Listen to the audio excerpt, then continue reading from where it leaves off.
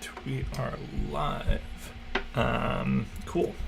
Welcome back to Glyphos. Haven't been streaming the last week or two. Been busy with family stuff and been doing some work on the side, continuing the Refactor, and got everything compiling yesterday. And so I wanted to spend today doing some working through unit tests that are failing, and I wanted to show how I use unit tests. I think I do something that's like a little closer to TDD than what a lot of people do, but it certainly is not TDD. But before I do that, I also wanted to just do a quick Glyphos demo, because I haven't done one in, I don't know, 4 or 5 streams. And you know, we should all know what I'm actually working on here. So this is Glyphos. If it looks like a VS Code extension, that's because it is a VS Code extension. And this in the middle is just, and that's, well, that's not really true. It's a Rust CLI that's doing most of the work, but the front end is VS Code extension for now. I will eventually implement it as a browser or maybe Electron app. But for now, it's a VS Code extension because it was the fastest way I could get a decent front-end experience up.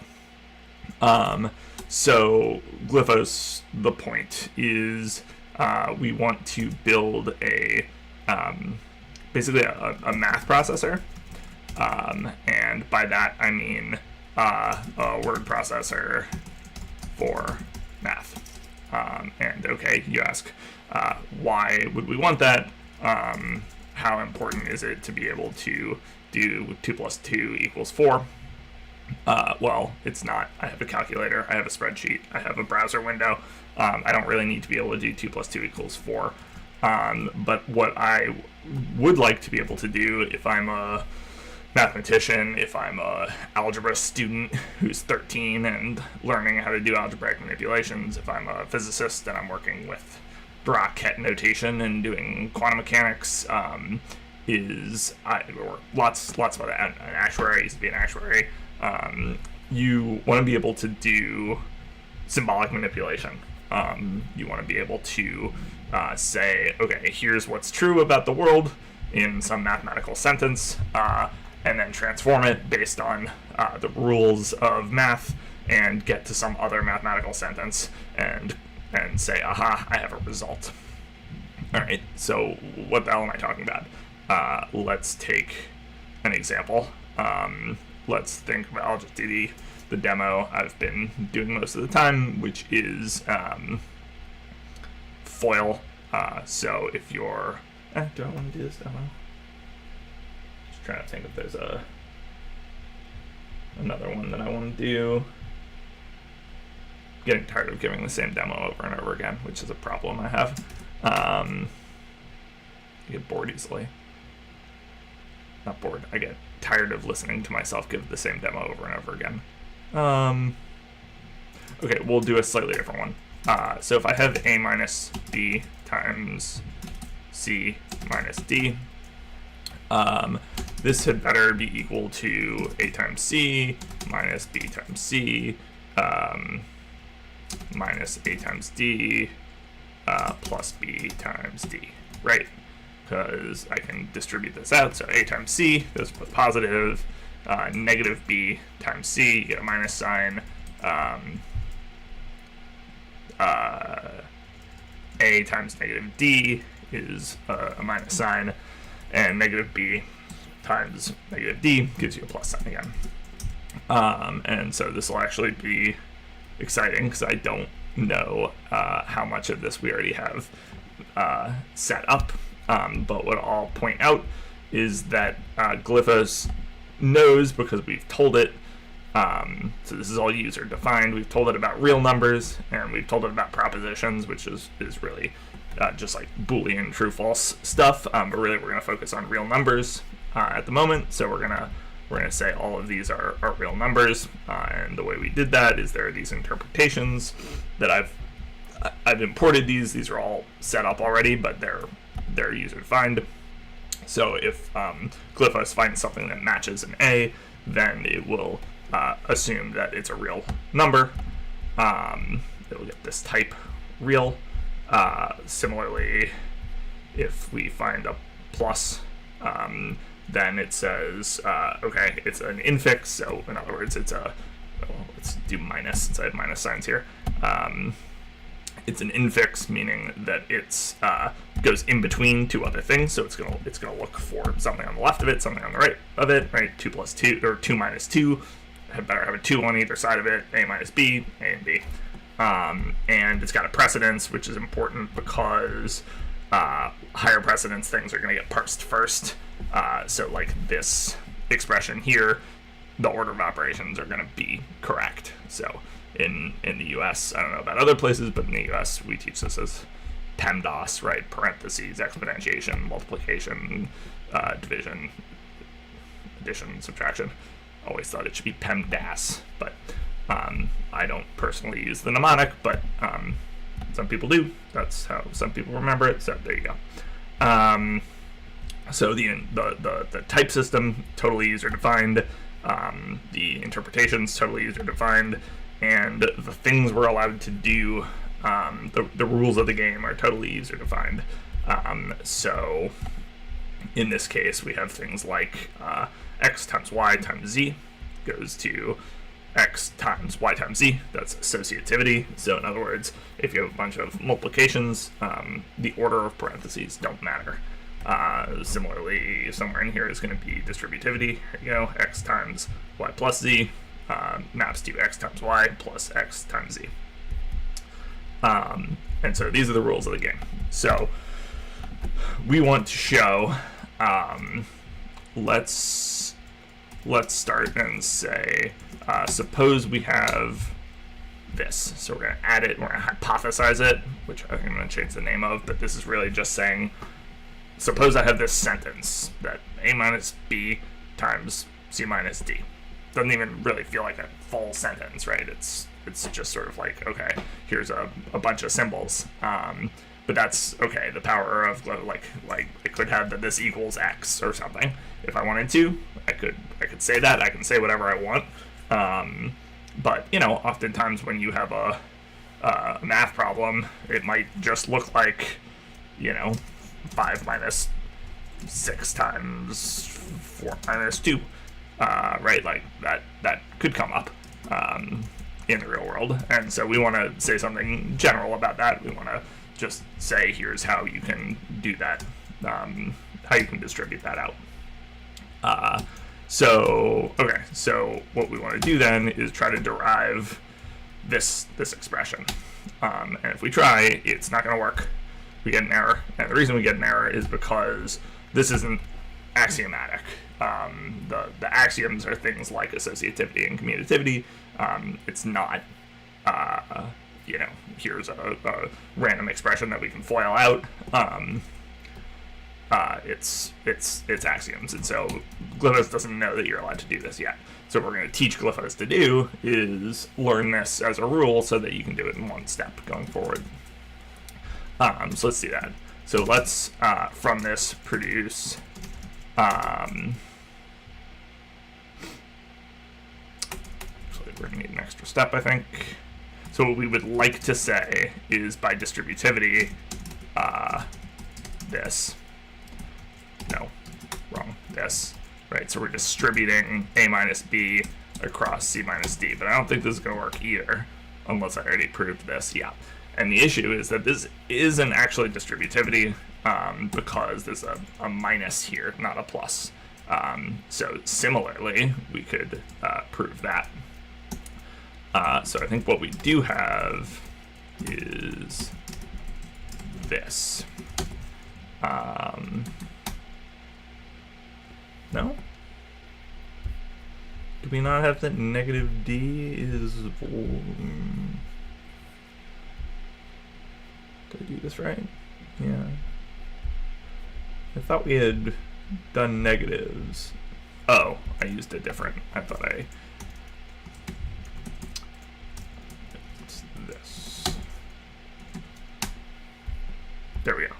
So what we were allowed to do is, and I use this squiggly minus sign because I don't have, right now it's not possible to have two different symbols, or one symbol mean two different things. You can't have sort of homophones, so to speak. So the minus sign is subtraction, it's not negation. And so I'm just using this squiggle, which again is defined somewhere in here. Squiggle is a prefix operator, so it comes before something. And it has rules like if I have, 0 minus x goes to negative x, and I think at some point I proved that x minus y, or maybe I defined it. Yeah, x minus y goes to, okay, yeah, it's an axiom, goes to x plus negative y. And that allows us to take this step. And so now we can almost do this, but instead it's going to be like this. Right, so now we're applying distributivity to this, which we're allowed to do now because there's a plus here. And so we're picking up this minus d. Let's derive it. Okay, you can see what gets derived over here. So right now, everything above this is derived. You can see these statements in here, but we're still working our way towards this. And I had a nice little green highlighting for things that were derived, but I think maybe, yeah, there you go. If the parentheses are set up, the green highlighting shows up, but without the parentheses it doesn't. And it's a feature I want to add, is making sure the parentheses show up, or making sure the green highlighting shows up even if there aren't correct parentheses. It should be able to infer the parentheses. But anyway, let's continue. So now we'd like to get this minus sign back. Would we? No, I guess we wouldn't. I guess now we'll just do something similar here. So we can do this. And maybe, debatably, we could have saved ourselves a step, but that's okay. Oops.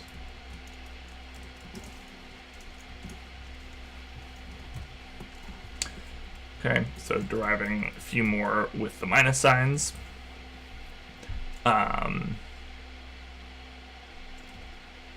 And actually, I think we could save ourselves a step. So I think I already have FOIL proven. Yeah, right here. So FOIL is already a proven theorem because this is what I usually use to do the demo. And so this theorem, I've already worked through this process and said, okay, given the hypothesis w plus x times y plus z, it breaks out into its distributed, w times y plus x times y, and so on and so forth. And because of that, I'm actually going to go undo a couple times. I'm going to undo back to where we did the minus d. That one's okay. I'll redo that. Redo Glyphos. So we're going to go back here. And no, we're going to undo that. We're going to instead do this. So we'll switch the b to being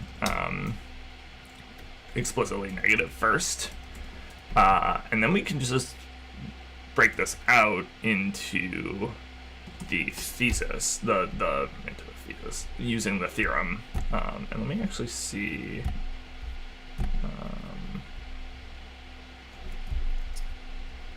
So what I'm going to do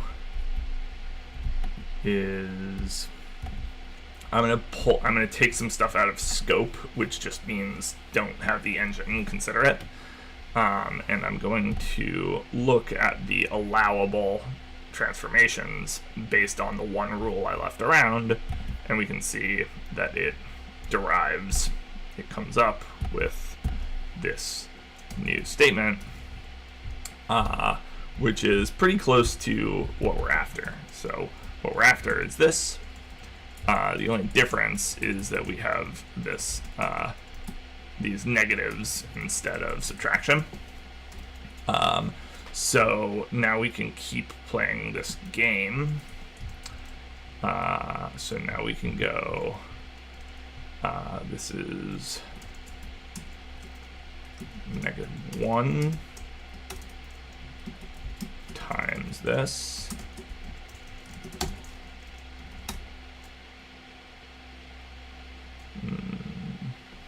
Have I not proved that before?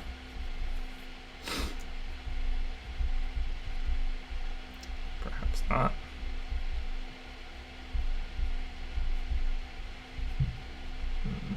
I guess not.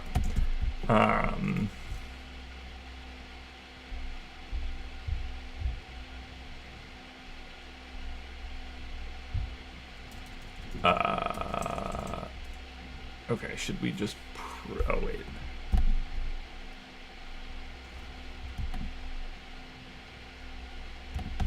Let's put it back in scope first.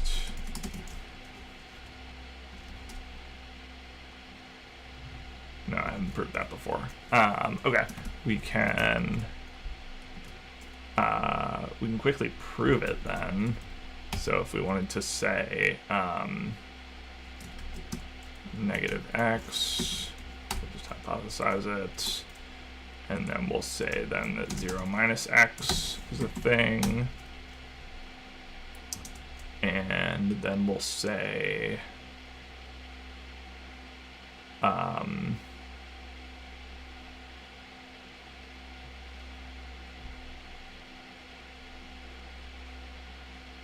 is that what I want to say?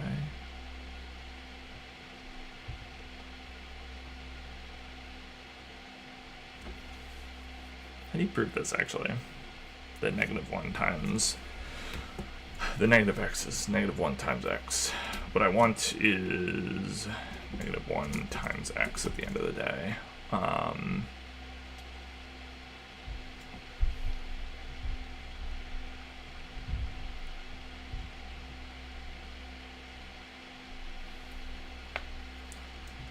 So certainly, I'll put these away. Certainly if I had -1 times x, then I can do 0 minus 1 times x, and I can do 0 times x minus 1 times x, and that's 0 minus 1 times x. Why am I getting errors?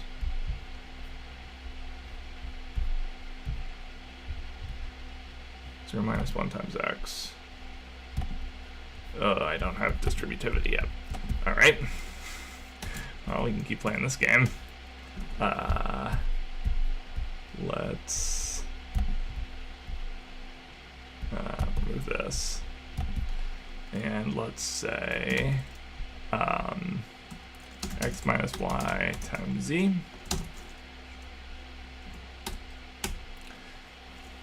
So this seems kind of tedious. It's because I haven't put all that many derived rules, all that many theorems into this particular context yet. And so we're having to do a bunch of things that we're having to prove a bunch of things that seem trivial, like that x minus y times z is equal to x times z minus y times z. X times z plus y times z.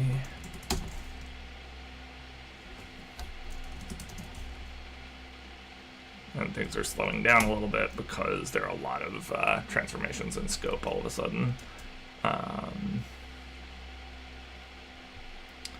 So then this is x times z plus 0 minus y.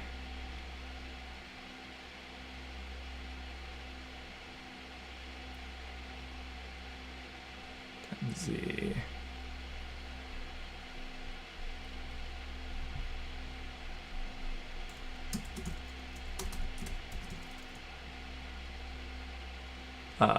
This isn't gonna work. How do I drive this? This is why I should stick to my usual demo.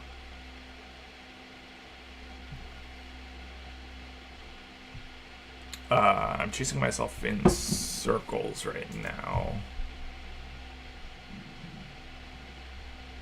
So like I can prove this, but it doesn't help me cancel.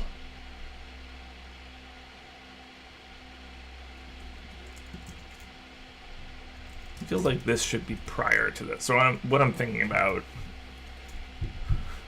So on the one hand, so proposition x minus y times z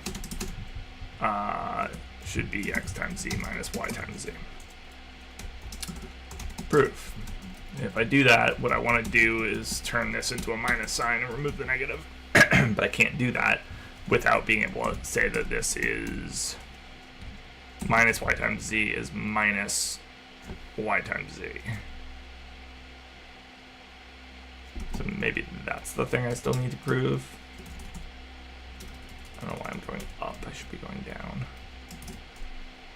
Okay, I'm going to delete some things because I'm making a mess. I'm going to relabel up here. Proposition.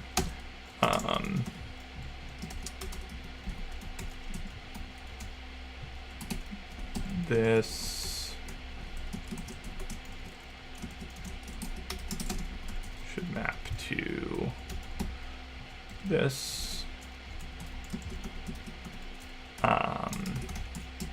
That's what we're working on for the demo. And now I want to say proposition negative x times y should map to negative x times y.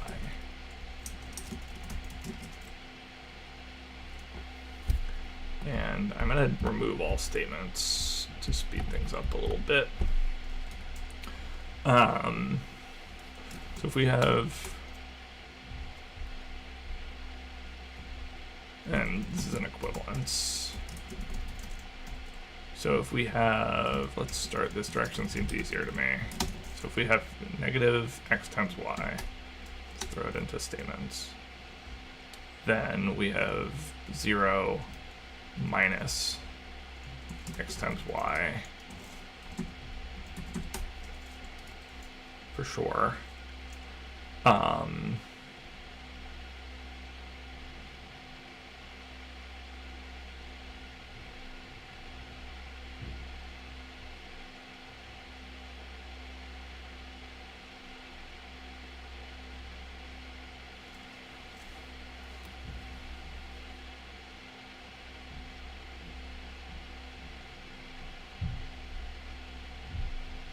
And I want to get this to say 0 minus x times y, so that then I can say negative x times y. How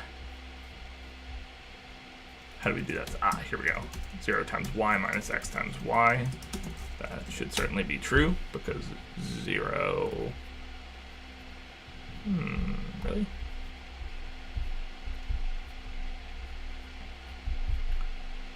Do we have that 0 times anything is 0?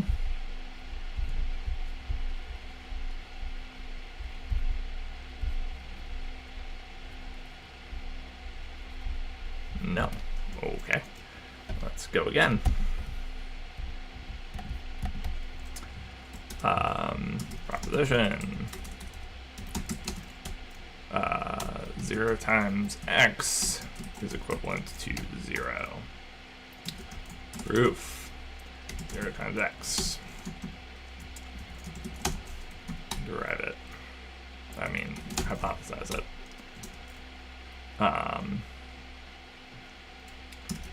This is, say, 1 minus 1 times x.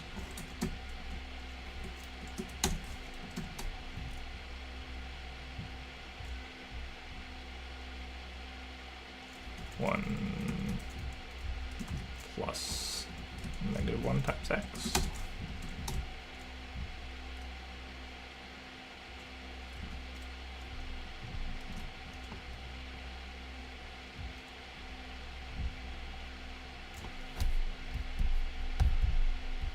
What is my... So 0 can get mapped to x plus -x. Oh, maybe I don't know what x is, or what 1 is. I should though. Let's make it y.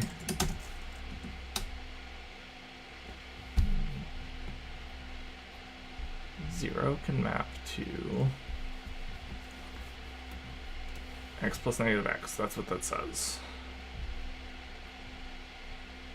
So this is a 0.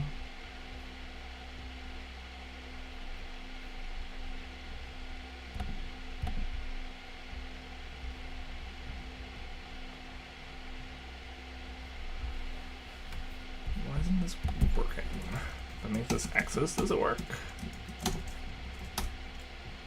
It does. That seems like a bug.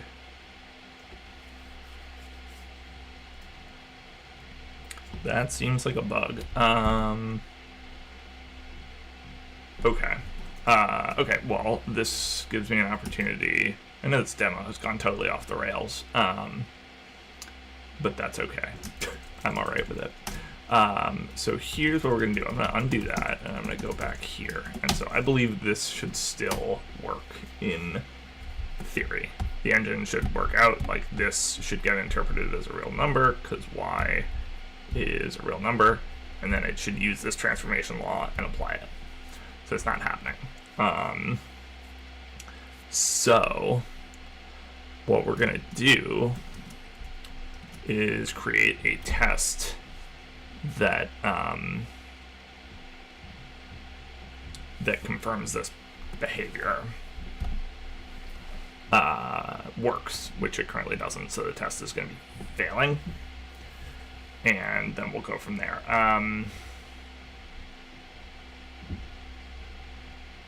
Yeah, whatever, that's fine. So what I'm going to do is I have a slick little script,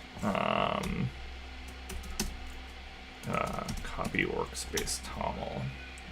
So in the background of the, and I'm not showing anything right now because I'm monkeying around in my terminal, but in the background of the app, there is a big toml file, like a JSON file, basically. It's a different format that stores the state of the app. And what we do, copy workspace toml. Why am I not seeing any history show up? No? Okay.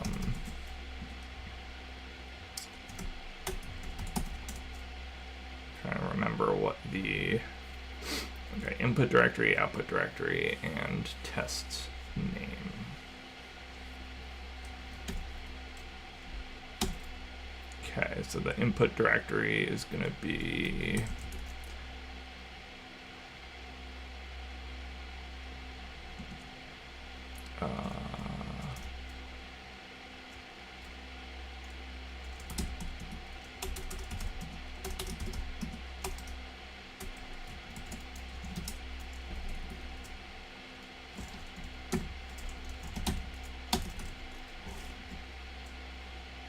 I guess I can be doing this in my other terminal and then you can see it. Let's do that.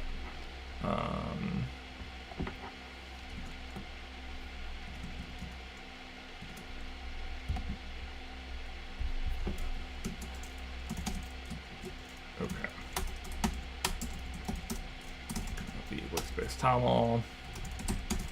Copy workspace toml. So takes an input directory, an output directory, and a test name. Let's see if this works. So the input directory is going to be repos. No, it's not. It's going to be Scratch. Workspace. Scratch. Does me. Workspace.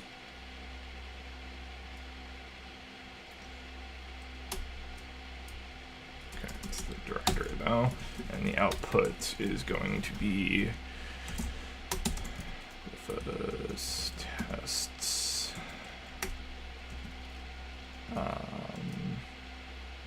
Assets. And I don't have a test file there yet. So this isn't going to work, but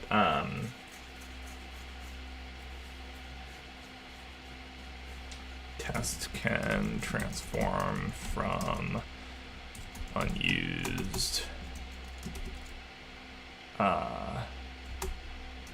from not yet used interpretation, we'll say, and then test can transform from not yet used interpretation. I think maybe I don't need this. Okay. And doesn't like me. Why not? Oh, because I left the help lying around.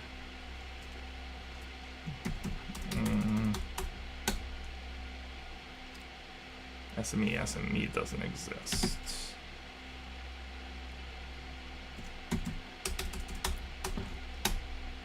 There we go. So what that script did was it went and it snagged the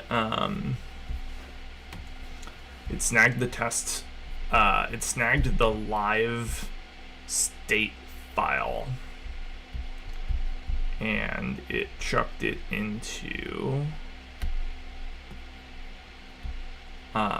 tests, assets, this new folder here, which then allows me to really quickly create a test,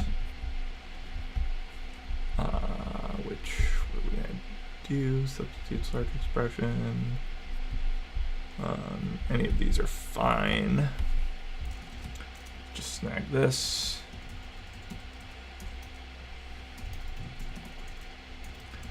And let's call this test can transform from not yet used interpretation.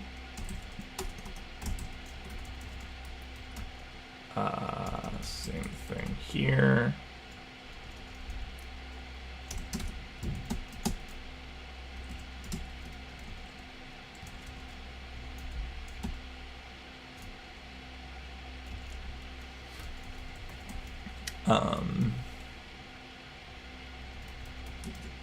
And we're going to try to derive, what were we trying to derive?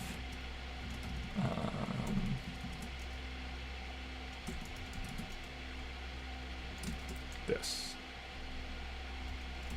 So this is an integration test. I've generated a new integration test essentially, and it's going to start at our state that I just stored, and then it's going to build the CLI and run Glyphos derive this, which is the same call that's being done in the backend that fails.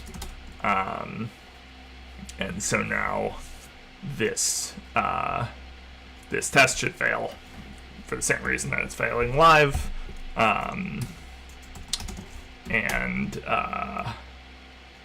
Oops.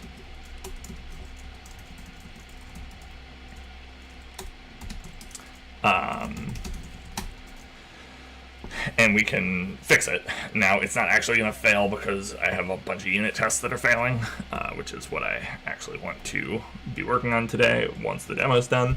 But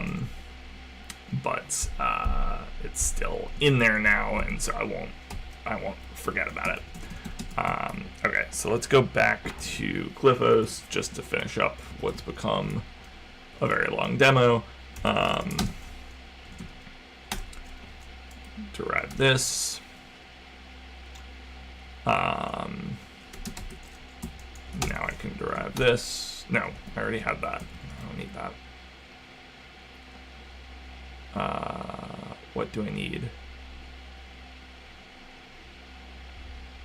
This is still not going to work, right?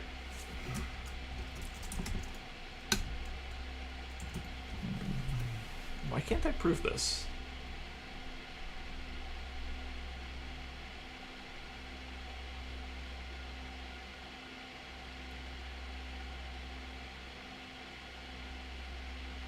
Because this is going to run into the same problem where if I distribute it out, I'm going to have like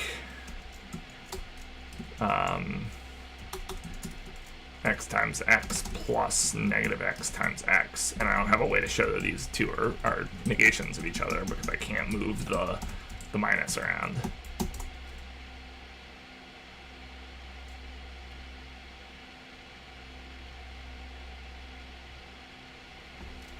This is so weird.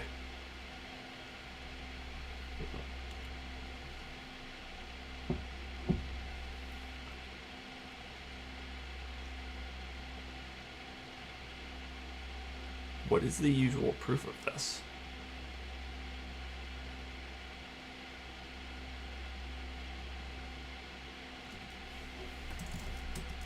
So if I have y minus y times x, certainly I should be able to turn this into 0 times x into 0.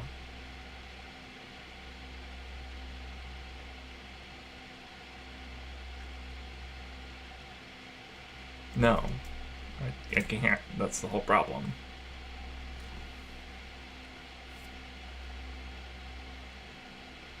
But I can turn this into... Hang on. 0 times x into this, into y times x minus y times x into 0. Right, because I do have that x minus x is 0. I've proven that before, yeah? Have we finally reached the bottom? I'm pretty sure. X plus negative x is 0. So yes. So x minus x is 0.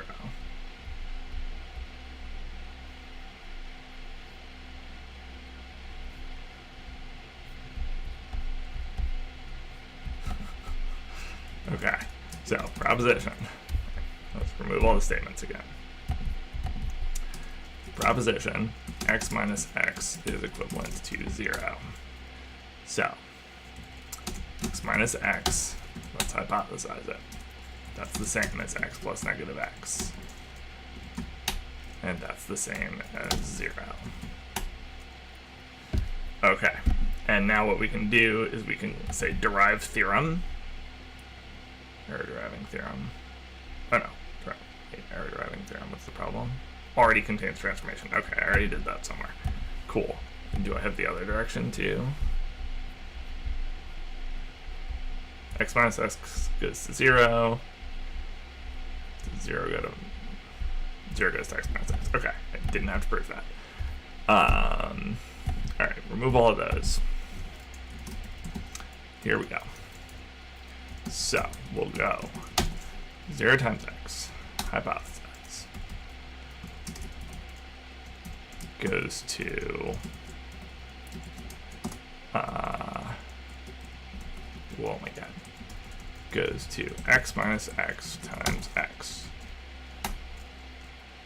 We know this works. Goes to x times x minus x times, nope, no it doesn't. It goes to, no, this is gonna have the same problem. It's the exact same problem. Because now this is x times x plus negative x times x. Which is not the same as this.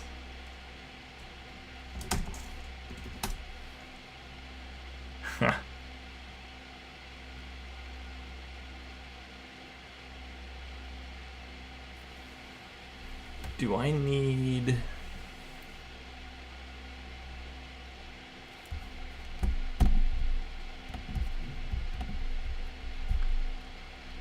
the rabbit hole. I feel like this is prior. I feel like that's what I really need. And so the way I would do this mathematically is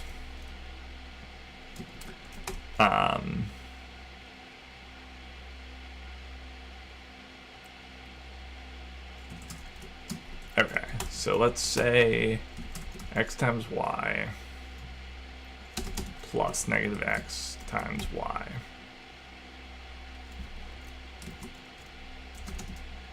is x plus negative x times y. That I can do.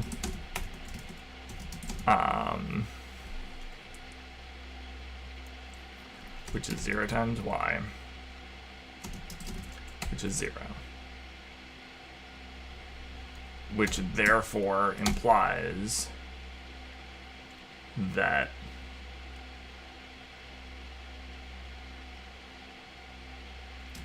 negative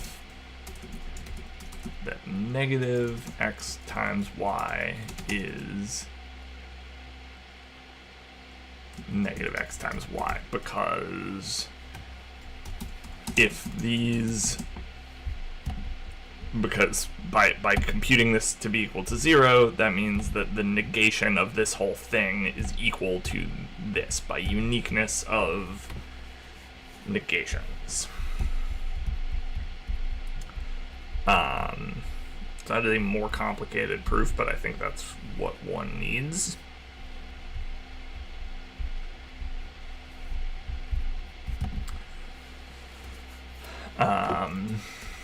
But in order to get that, we need a statement that's something like z plus, or a statement that's like a plus b equals 0 implies b equals negative a.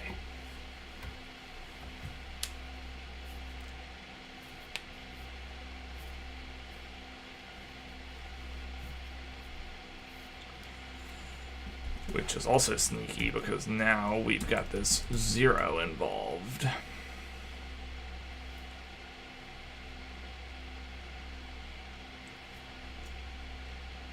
Or this equals involved. But I think that's why I'm running into issues, because this is not really a constructive proof. It's a proof that relies on a statement. Like, the reason that you know that you can turn a plus b equals 0 into b equals negative a involves a statement about equality.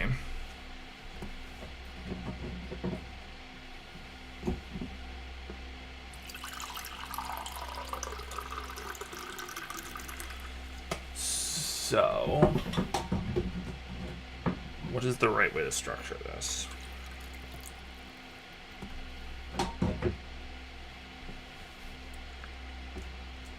This is no longer a demo now. This is me doing design work on the actual engine based on this example. Okay, well, let's see. Can we at least do this?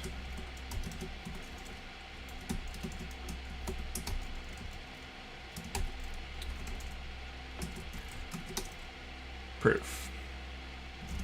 A plus b equals 0. Let's hypothesize this. Then a plus b minus b equals 0 minus b. Can I do this? I can. So I subtracted b from both sides. My parentheses are wrong. I can demonstrate that. So this is the same thing, but with its parentheses. So we need to fix that, which is a little annoying. So fundamentally, this is the UX issue that's driving the optimization that I'm doing and driving a lot of the work I've been doing for the last bunch of streams, is that right now, I really just want to be able to ignore the fact that the parentheses are wrong here and take the next step, which is, you know, a plus 0 equals 0 minus b, and then a equals negative b, roughly. Like, I just want to do that in 2 steps.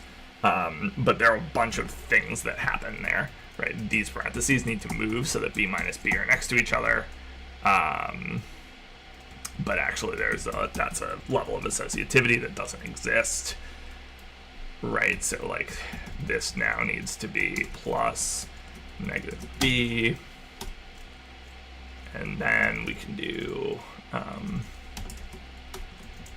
this. And then we can do a plus 0 equals 0 minus b. And then we can do a equals 0 minus b.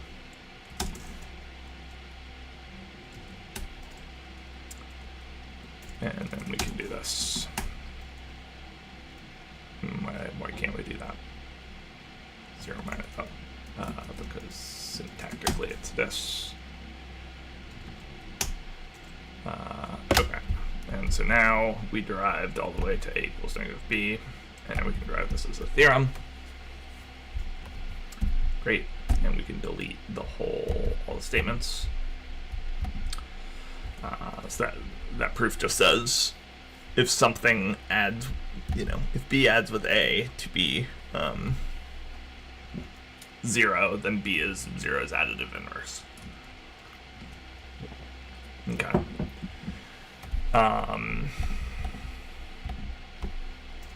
So now does this proof carry through? So if we say a times x times y plus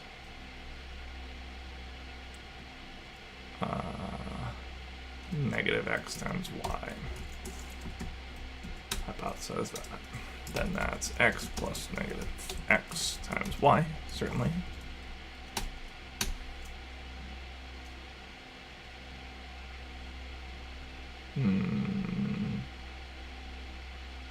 Why did that not work?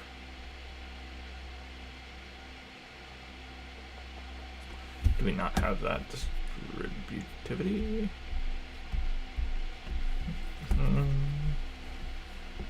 I thought we derived both sides of the distributive law. Nope. Okay. So we proved this. Let's do proposition. We need x plus negative. We need x plus y times z is. Hang on a sec. Isn't that just normal? Yeah, that's normal. What did I do wrong? Hypothesize this. Parentheses are correct.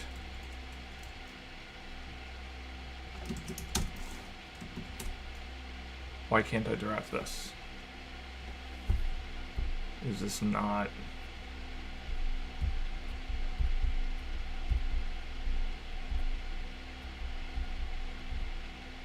x times y plus x times z becomes...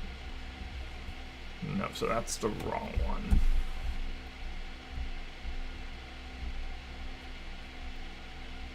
We need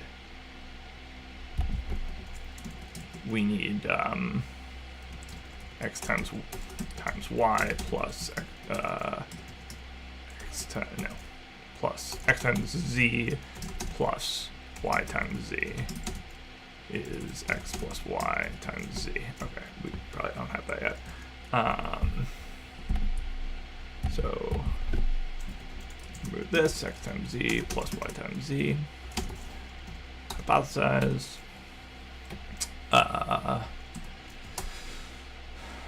Is the same thing as z times x plus y times z. Is the same thing as z times x plus z times y.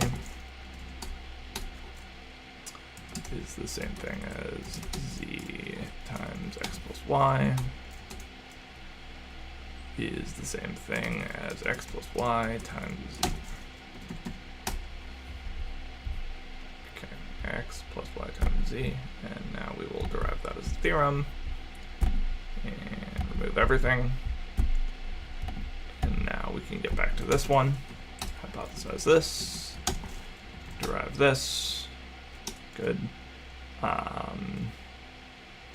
That's 0 times y, which is 0.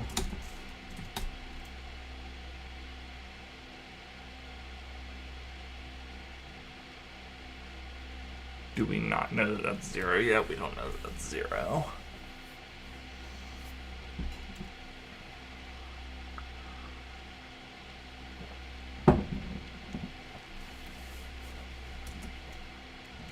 We keep cycling back around to the same sorts of problems.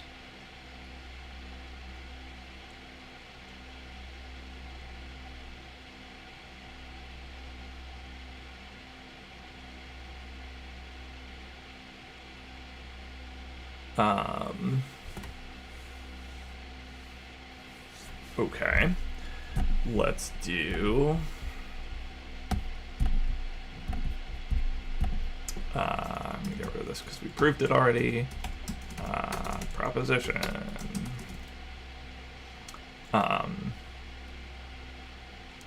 x plus z equals x implies z equals 0 is what I would like to prove. Proof x plus z equals x. Let's hypothesize this. Then x plus z minus z equals, let's do it as plus negative z equals x plus negative z, which is x plus z plus negative z, x plus negative z, which is x plus 0 equals x plus negative z,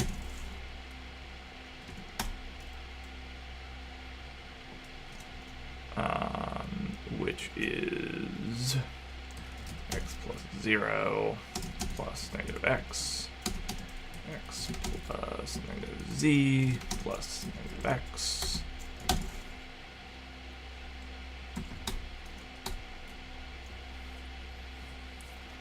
which is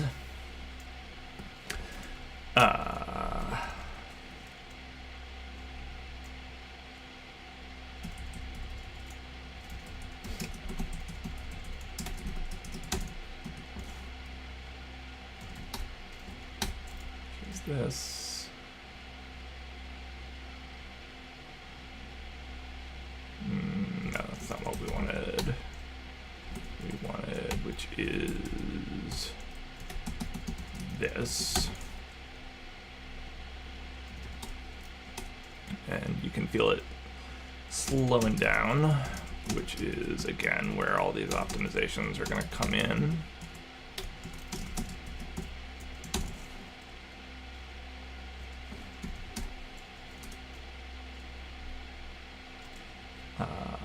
Which is 0 plus 0.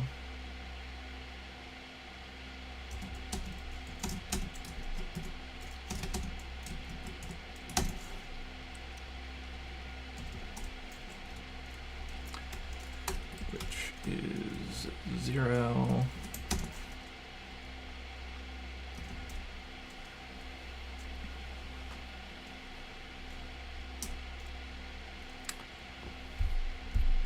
Slowing down.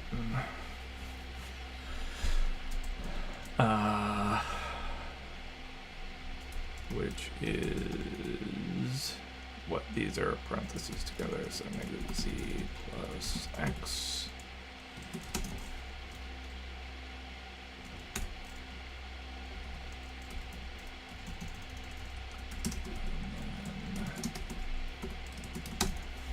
Be the next one, but it's got to finish its thing. can help it along by reducing the statements in scope. There we go, dried. Okay, so it's 0 equals negative z, so it's this one. So let's only put that statement in scope, and this should be a little faster. And let's only put this statement in scope. And this is 0 equals negative z plus 0, which is 0 equals negative z. Okay, is that what we wanted to prove? Almost.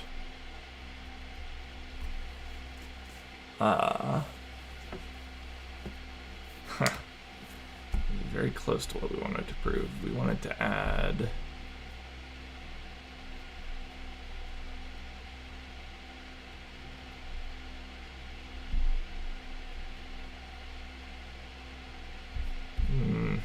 this is not really what we wanted to do. We wanted to add negative x to both sides, right? So it's hypothesize negative x plus z equals negative x plus x. Can I just do this? No, I have to do it the other way. And then move things around. Fine.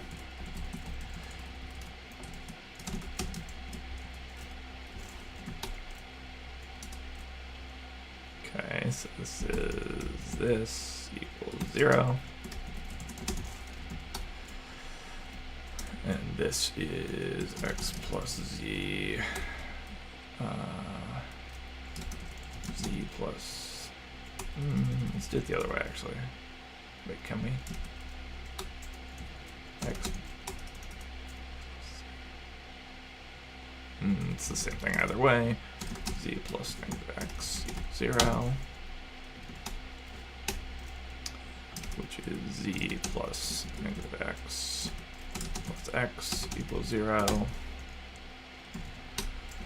So all of these steps feel superfluous. Not superfluous, but like they should be handled for us by the engine, but we're having to do it ourselves. Like even this one I think isn't going to work because we don't have a theorem that says so yet. Oh no, that one does work. Okay. Z equals 0. Alright, so then if z equals 0, then let's prove this, derive theorem, remove all that.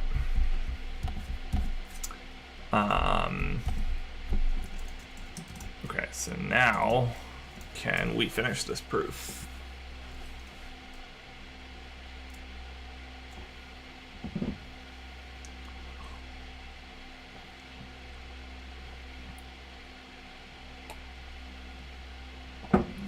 Maybe. Proposition 0 times x is equivalent to 0. Proof 0 times x.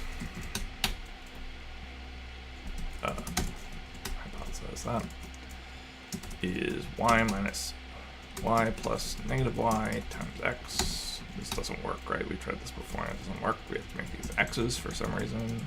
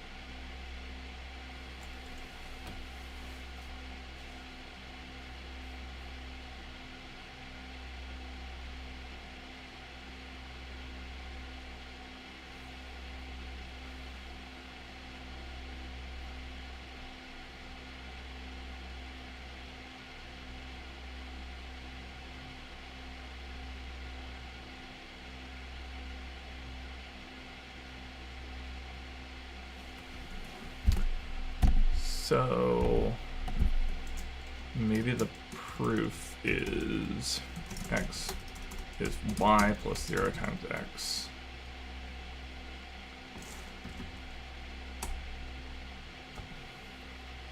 Hypothesize that.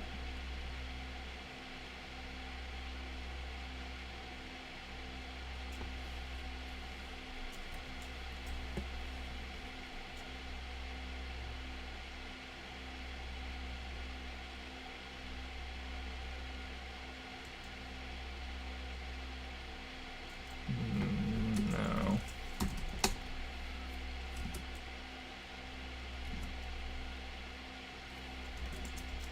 X plus 0 times x. And then we go 1 times x plus 0 times x, and then, whoops. 1 times x plus 0 times x. So that's 1 plus 0 times x, which is 1 times x, which is x, which means x is 0.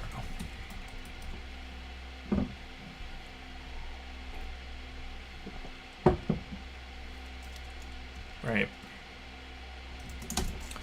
So, hypothesize this.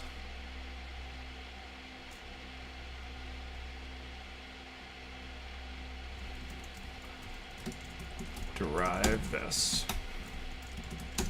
Derive this. Derive this.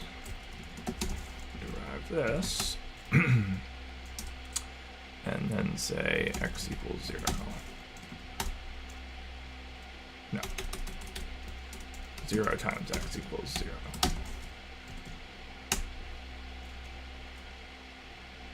Now, why doesn't that work? Because don't we have, so we should have a theorem now that says that if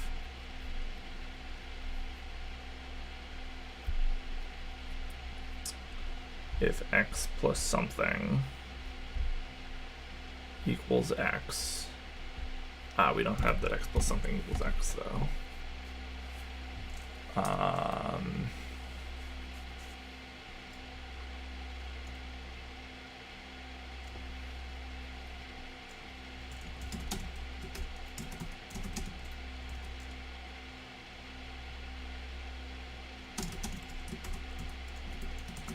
So we can certainly say this, which means we can say this.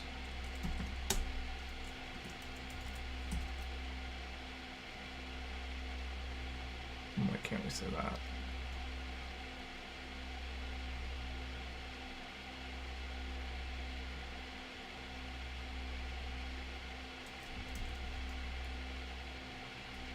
Okay, I get it.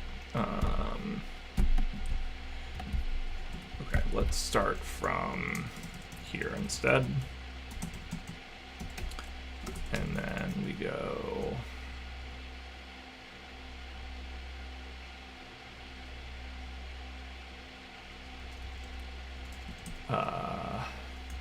x, 1 times x,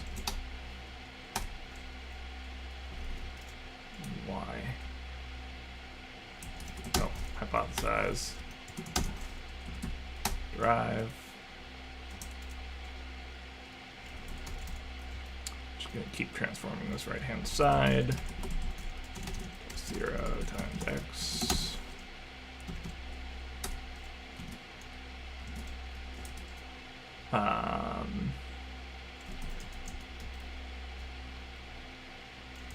It's just 1 times x.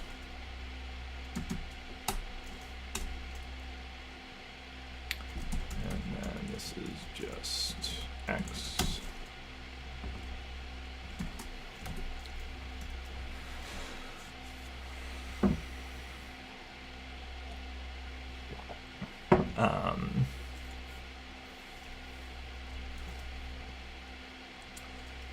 And so then this means that 0 times x equals 0 is my claim.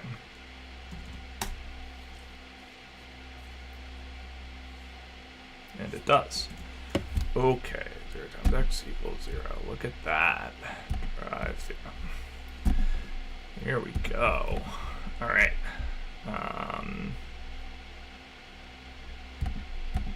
Oh, and so now I should just do the basic thing where now I can say 0 times x. And now can I just say 0 from that directly? I forgot. No.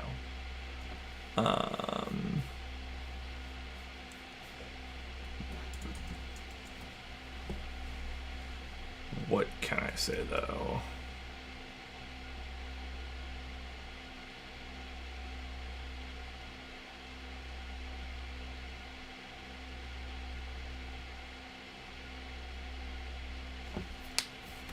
So I have equality.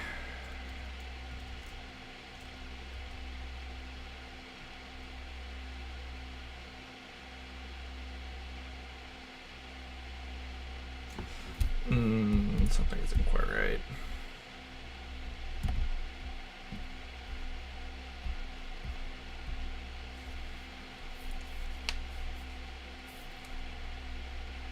I shouldn't have needed to hypothesize this.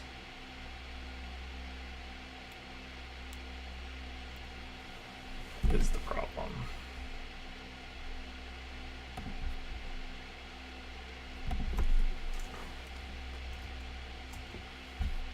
So,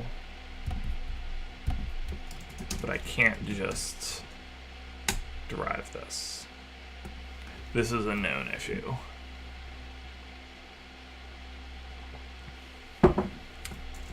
But if I say 0 times x first, and then I say this,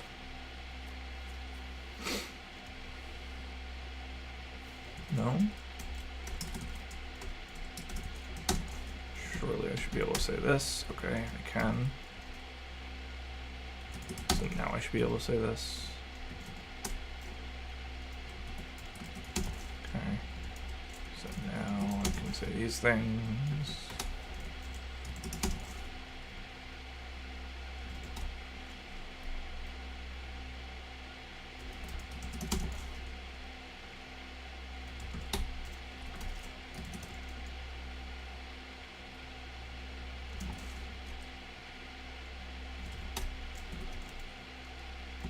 So now I can say 0.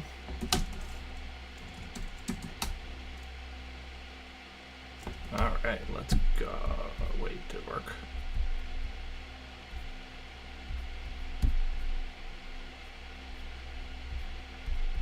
Zero times x equals 0.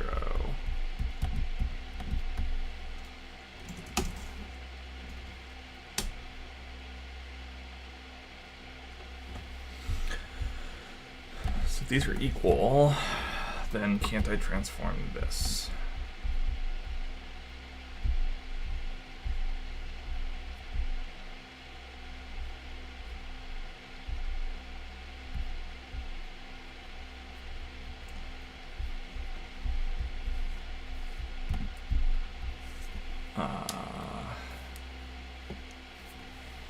The answer is no.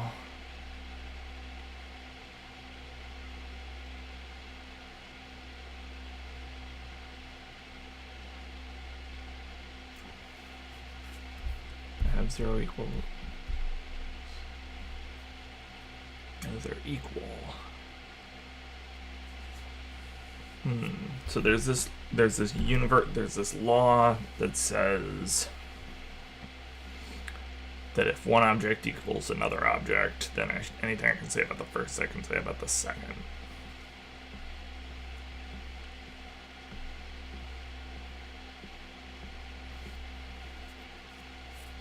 Which feels like it trivially applies here. Because I have 0 times x equals 0.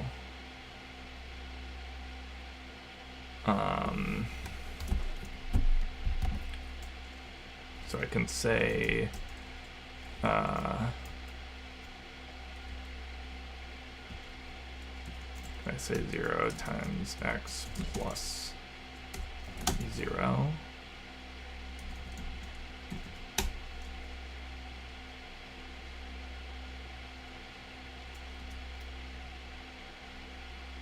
So then I can say 0 plus 0.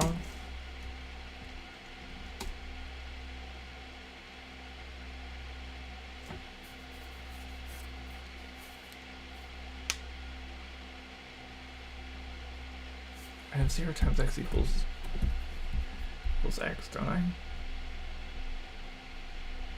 Oh, no, I don't. Wait, where did I lose? Somewhere along the line I lost a step. 0 times x equals 0 times x, sure. Did I just lose?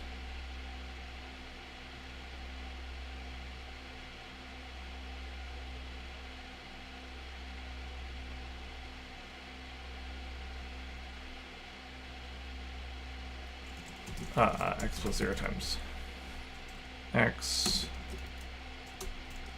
plus negative x equals x plus negative x.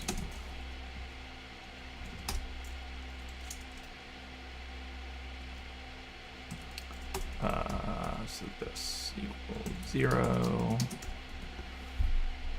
Let's take everything out of scope except for this. And then we can derive this more quickly. And then 0 times x plus negative x equals 0.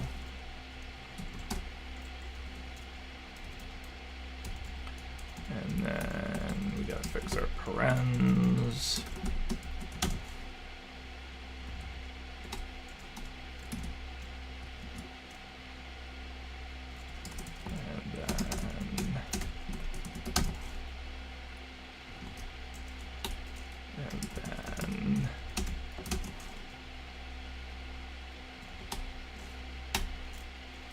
And then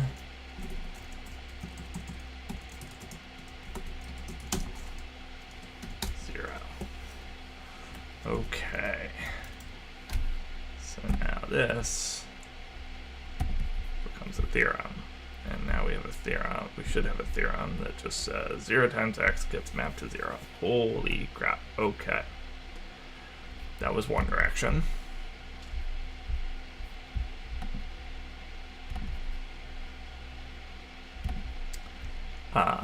The other direction is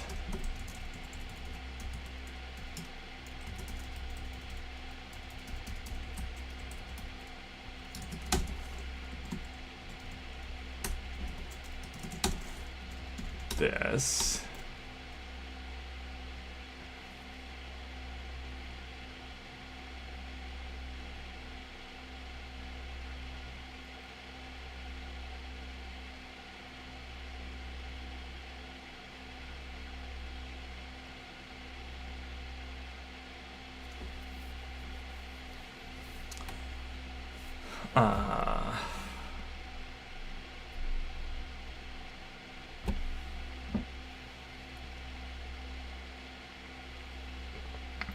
Let's hear. It's going to be basically the same proof, except going in the other direction.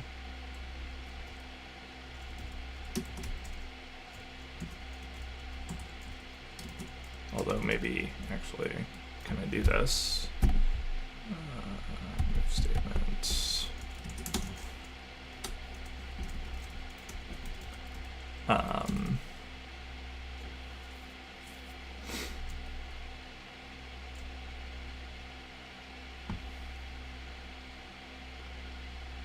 No.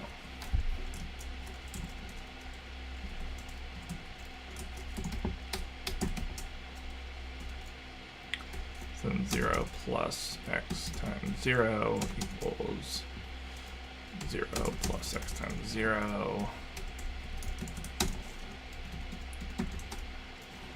And that's 0 plus x times 0 equals 0 plus 0.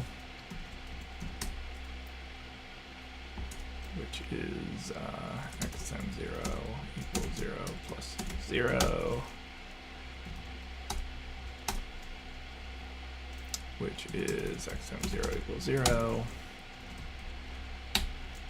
which is x times 0.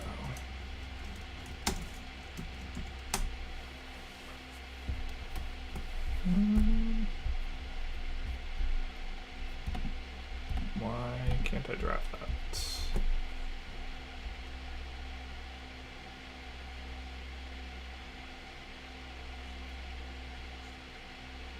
Work the other way. Why doesn't it work this way?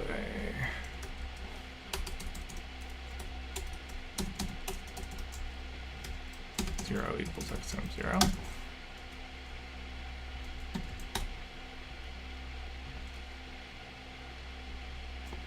What's going on? X times 0 equals 0 is a thing. Do we not have symmetry of equals in here?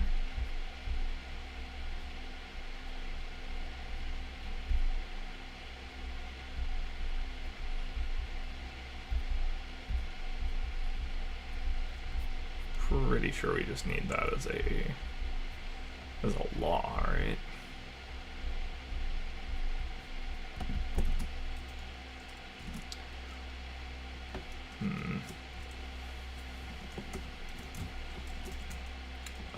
Equivalence, x equals y, y equals x.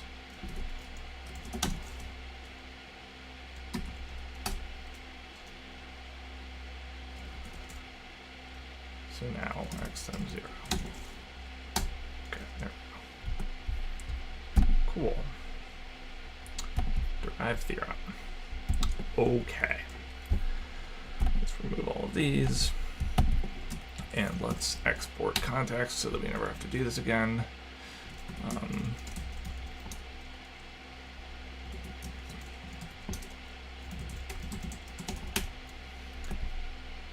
Okay. Cool. I'm going to stop with what started as a demo and then became a user testing experience. And instead, I want to jump into some code. Okay, so recently, so we set up that new test. Let's go ahead and commit that.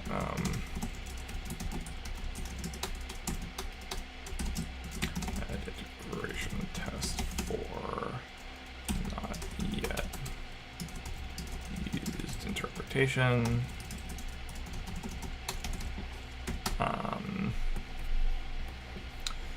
Okay. So that's thing number one. Great. So where are we in our development? Well, the idea is you saw how I was having to do a fair amount of manually manipulating parentheses, and like commutativity and associativity aren't really being inferred. Goal would be to be able to infer those things. The trouble is that things get too slow if you try to do that. So we need to speed up the process. In order to speed up the process, we need to optimize what are called binary, or what are called symbol nodes. Symbol nodes.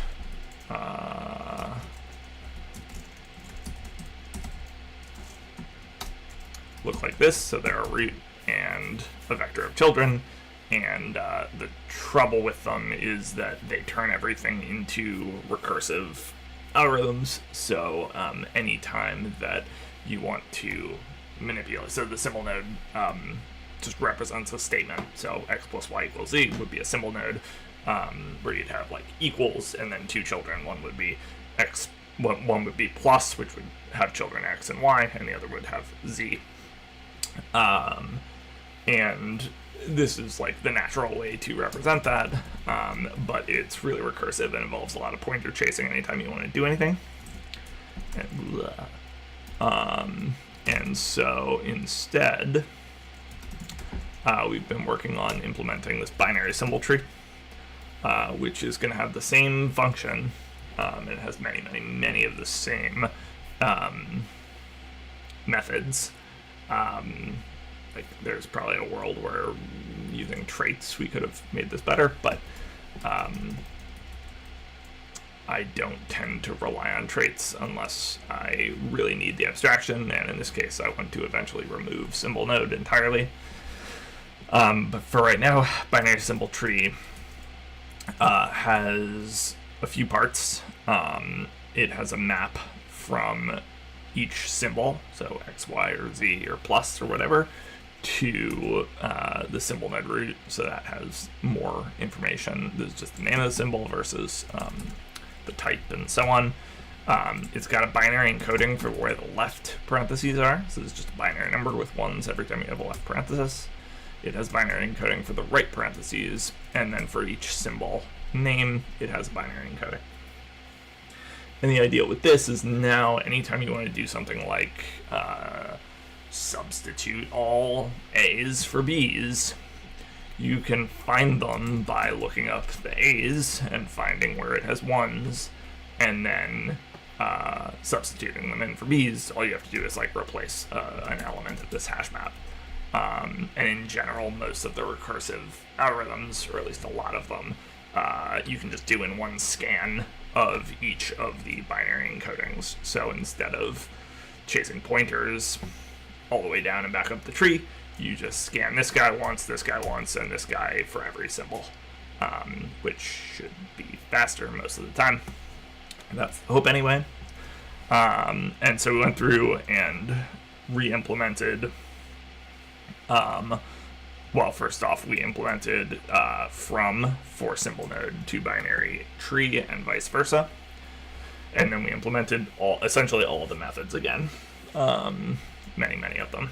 And then yesterday I wrote a script that generated a whole bunch of new tests that are these test blah blah blah, or test SymbolNode binary symbol tree commute, and then some method, and the method is, you know, whatever shared method they have, and then all it does is it instantiates a SymbolNode, calls the method on it, and compares it to if it turns it into a binary symbol tree, calls the method on that, and then sometimes it has to convert it back.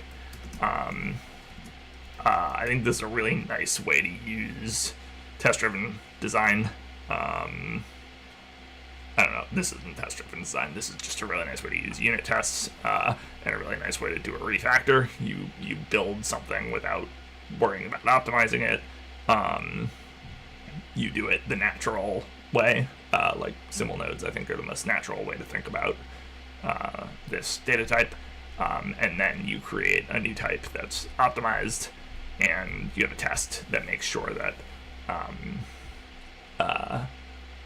that the two are equivalent. And I can just generate that. I literally had ChatGPT write me a Python script that generated the tests, which took, you know, not very long, which is cool. So now we have all of these failing tests because something is broken and lots of things are failing, but that's all right. So let's start with the we always want to start with the lowest level test. So I'm just scanning through these, and like a bunch of these commuting tests are really basic. Like get arities is super basic. So we probably want to start there. I think I'm gonna throw one more commuting test up.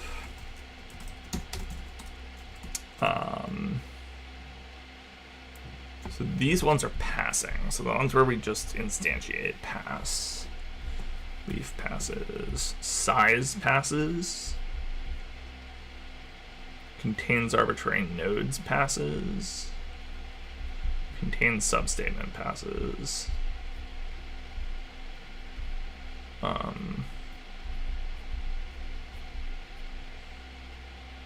Get predicates fails. Okay. Get arbitrary nodes passes. This is not a very good test. There are no arbitrary nodes.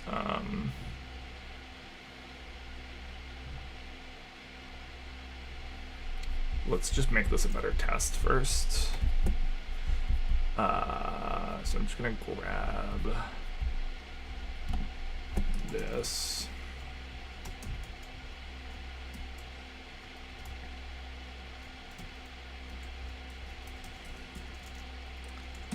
Let arbitrary node be this, but now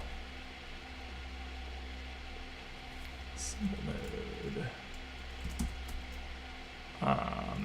new SymbolNode root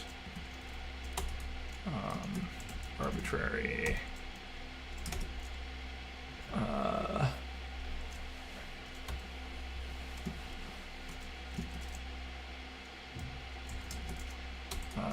z.into should work, I think. Why doesn't it like our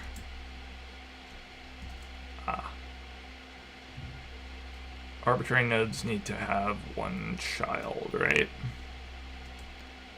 Yeah, so this can be like any of, and then this needs to be back SymbolNode leaf object b, something like that. Is an arbitrary node.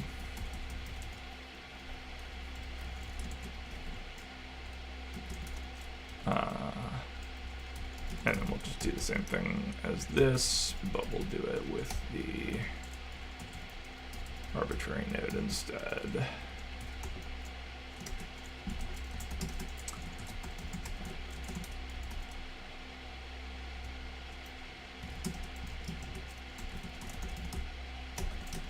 Okay.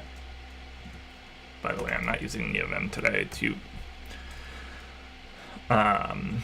as my development environment because something keeps breaking and I haven't had a chance to figure out what it is. Okay, I'm gonna cargo test this again and see if we get a new failure. This is really just because these automatically generated tests that I did using a Python script. Like, the idea is to have some test coverage of each method. In a perfect world, I would go through and like refine each of the tests really carefully, but I find that tends to be a little bit much. Okay, so that still passes. Okay, so we're not like completely failing miserably. It's not just gonna be some like nothing works. Okay, so let's dig into this get arities.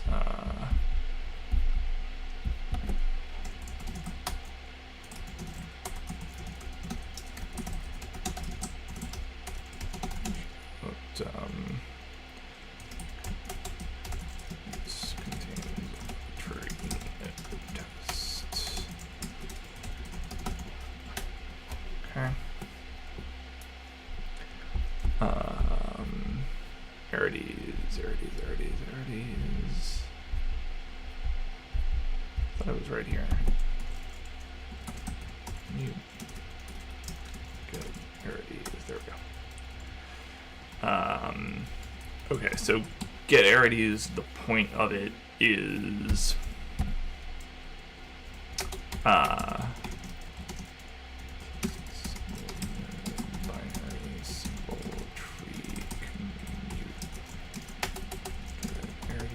I think there's probably some syntax for doing that without typing the whole thing out, but I don't know what it is.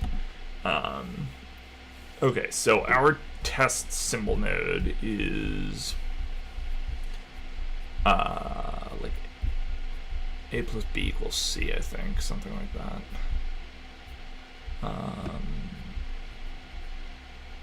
A equals b plus c. Yeah.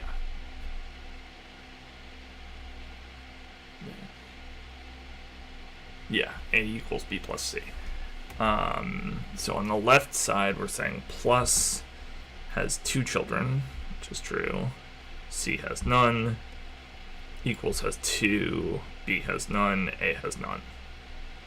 On the right side, we think that equals has 6 children. That seems pretty wrong.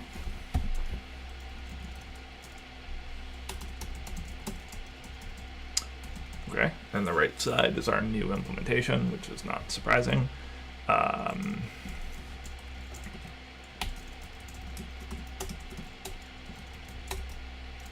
Let's go see what that's about. All right, so how does getArities work? We go through and we say for each label, and we call getArity on it.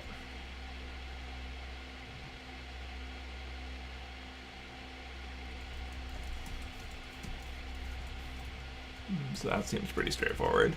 getArity on the other side grabs the associated binary encoding, so it's going to be 0s and 1s.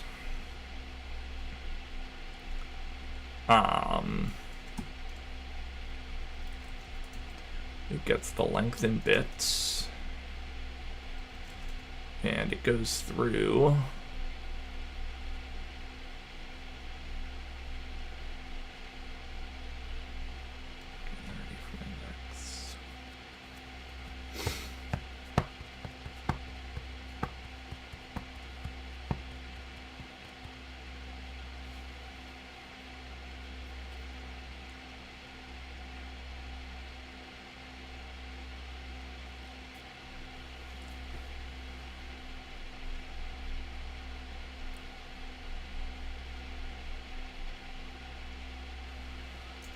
how does this work?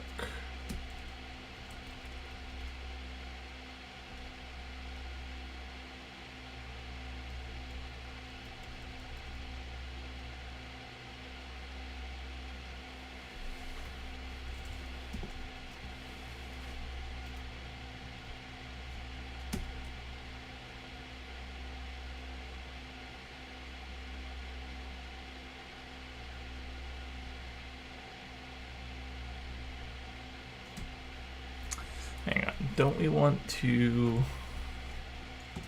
say indices? Self.get indices label.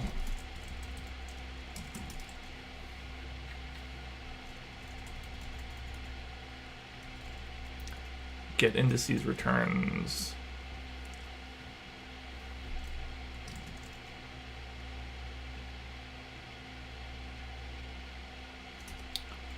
so if indices.length equals 0, then return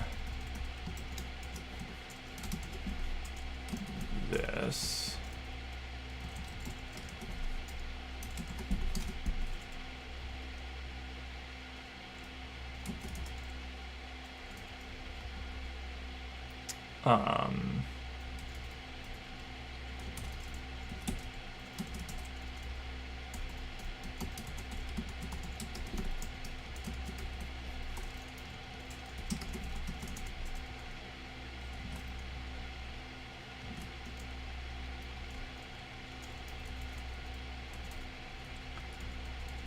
And then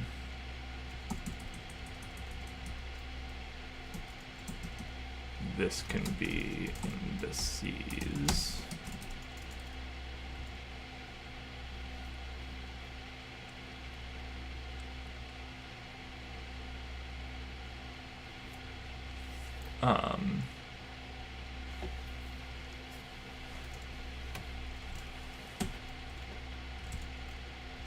And I think that lets me get rid of some stuff, namely this. So now we look through the indices and we say getArity from index. If we get one, then we check to make sure it's consistent.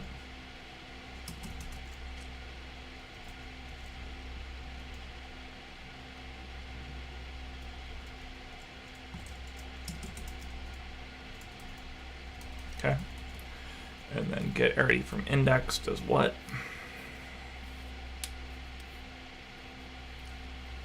Let's just rerun this to see if that fixed it somehow. Certainly simplified it. I don't think I had implemented get indices when I implemented that function before, which is probably the issue. But I don't think that was a problem either. Okay, so if the thing after it is a left parentheses, same problem. No, it panics. Interesting.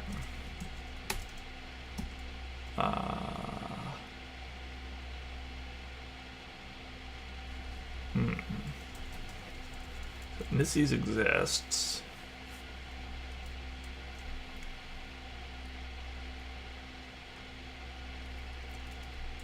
So we get newarity.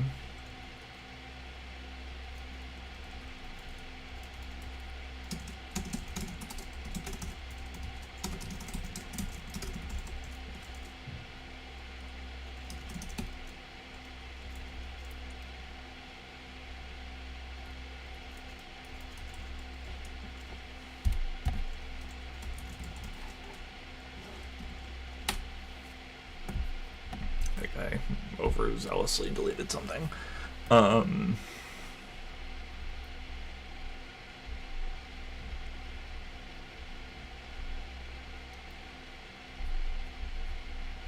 so here we look, if there's a left parenthesis, then we know where the left paren is. We can grab the right paren and we can compute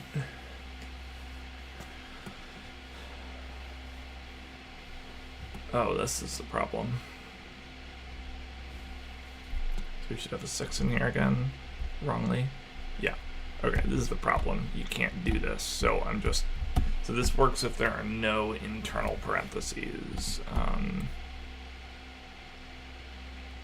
but it doesn't work in general.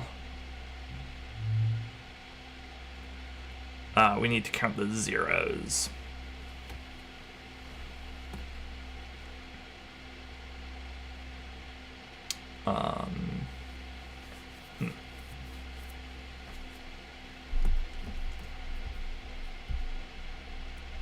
Because there can be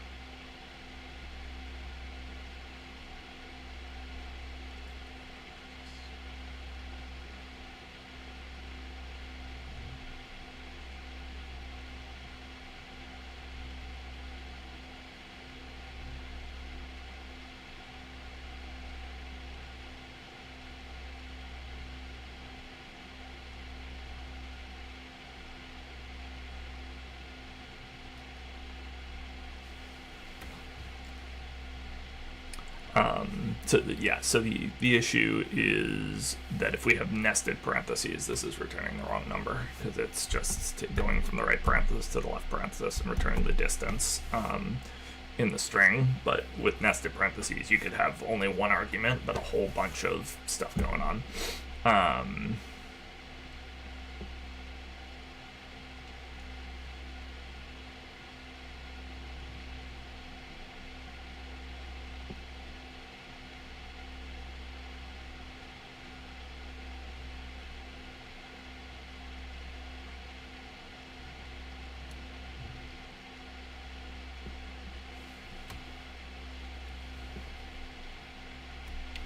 So we want to walk the parentheses. So let's say like let mute to return equals 0, while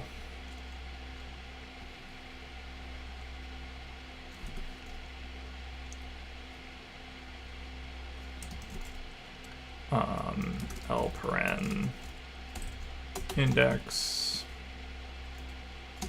self that is left. No. while self dot is left, no.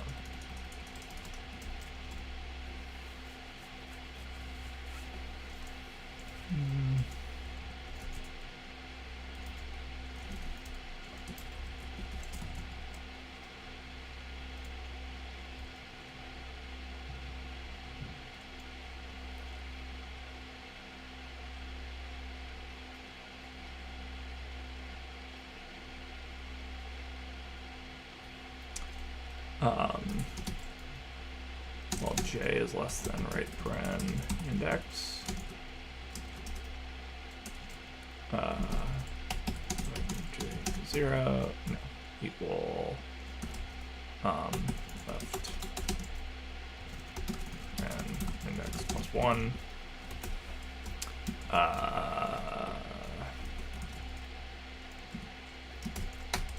J plus equal 1. And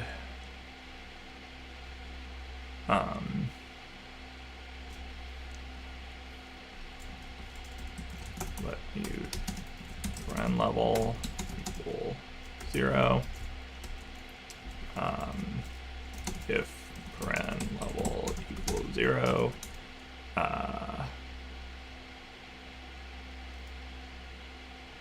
to return plus equal 1. If self dot is left paren j unwrap or false, paren level plus equal 1. Else if self is right paren j unwrap or false, paren level minus equal 1.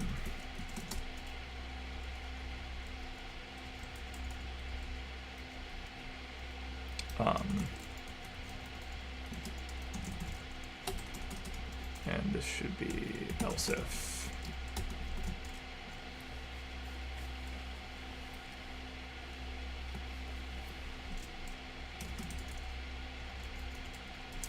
and then j. Okay, so basically this says start inside the parentheses, stop when you've gotten to the matching right parenthesis. If it's a left parenthesis, we increase the paren level. If it's a right parenthesis, not j, to return.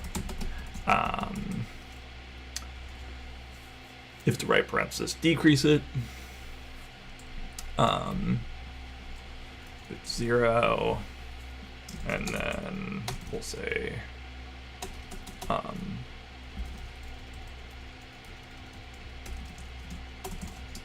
assert that paren level is greater than or equal to 0. Never happen. To return.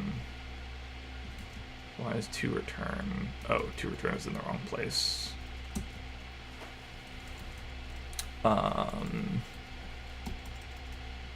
If left parenthesis.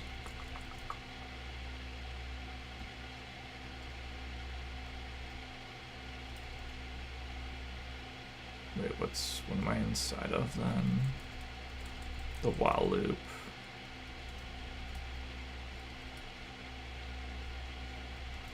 Okay, yeah. All right, should be better.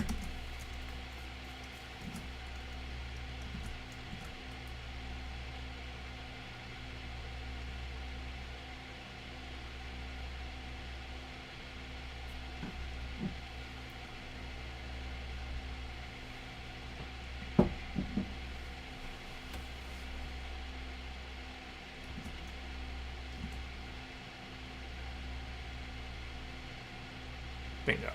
Okay.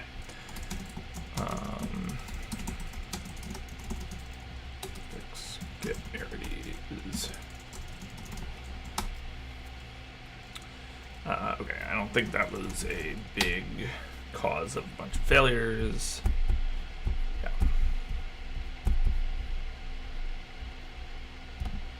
not yet implemented. That's probably a big cause of a lot of failures. Okay.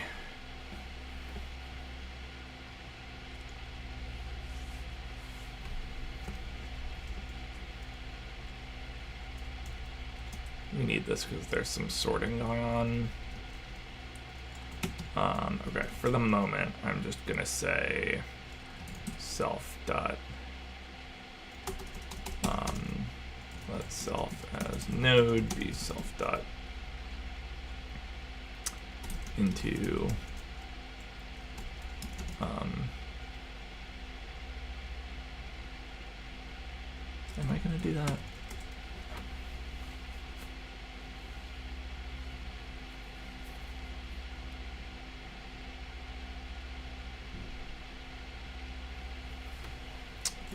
Am I going to do that?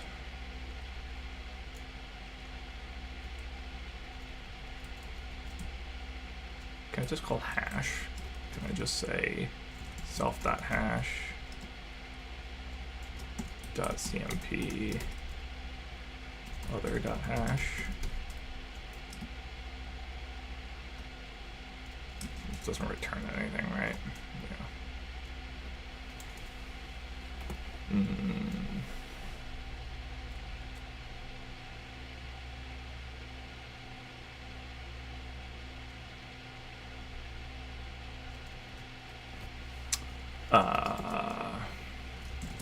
Okay.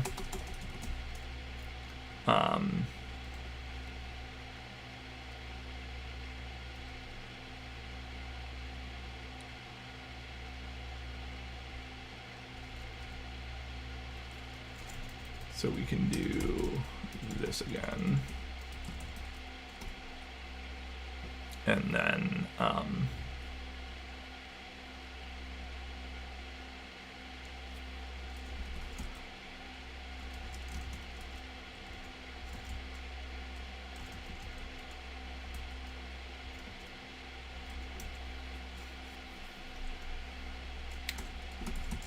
the same thing, but other keys.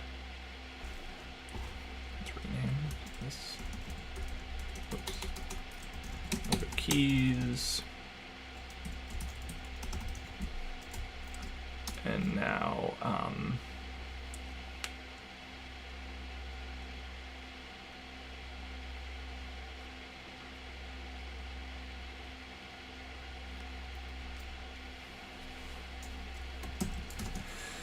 match node keys, CMP, other keys.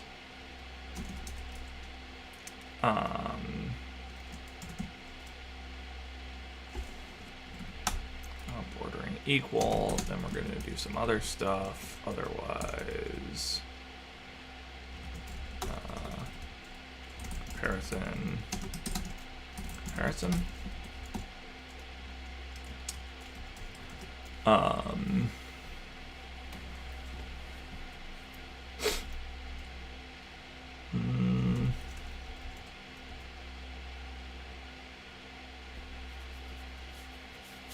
It's not quite what we want, is it?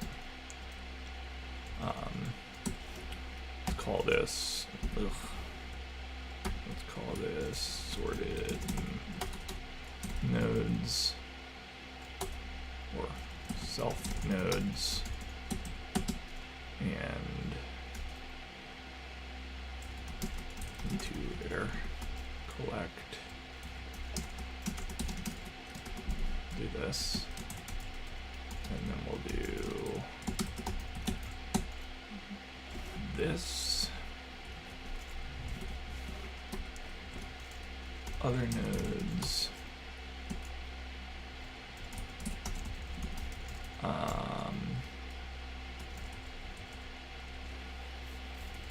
Okay. And then we'll do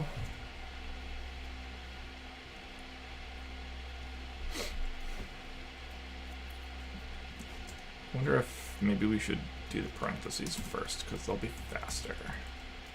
Let's do that. Match self.l left parens dot cmp other dot left parens.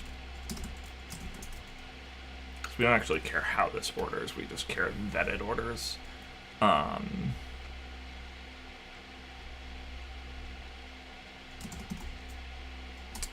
If it's equal, then we'll do something different. Otherwise, comparison. We will self dot right parens dot cmp right parens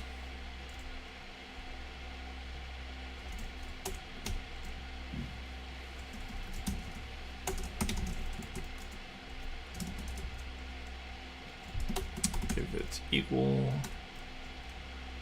then we will do something else. If not, then comparison. Okay. If it's equal, we will do this.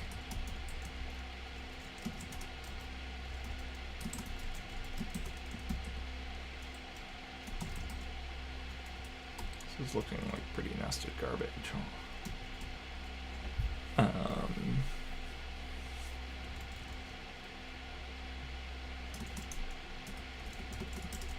Why isn't this working? Okay, it is. All right.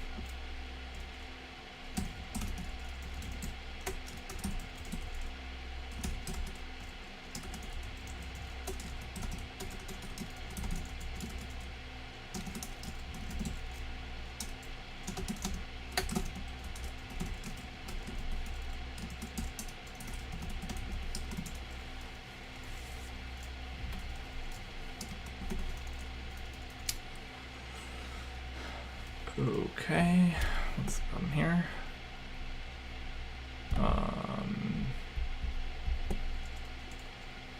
Just clone this.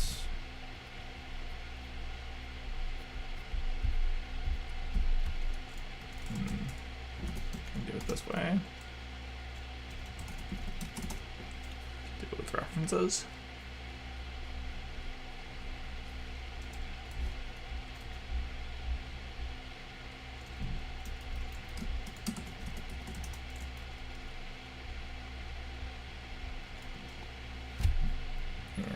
Being yelled here.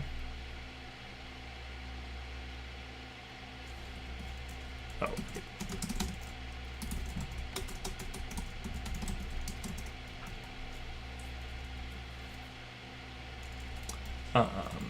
And so then we'll do the same thing, but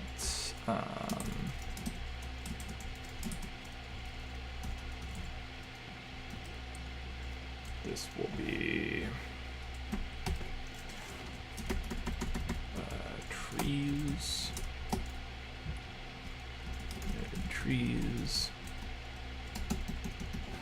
This will be trees, and this will be node trees. Okay. And we don't need to match here, do we?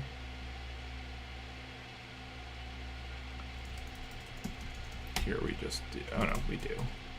But then here we do self trees dot cmp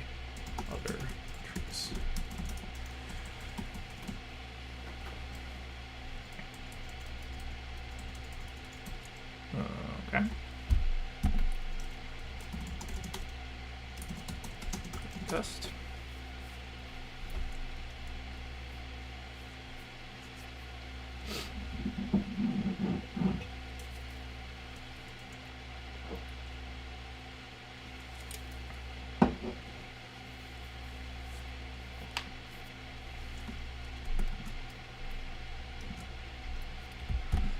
See how we end up doing.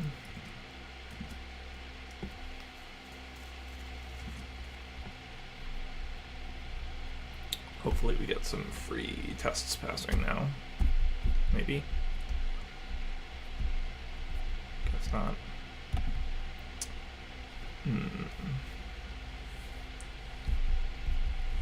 Okay, those look pretty deep. Interesting that these are failing. These are old tests that have changed because the underlying implementation has changed.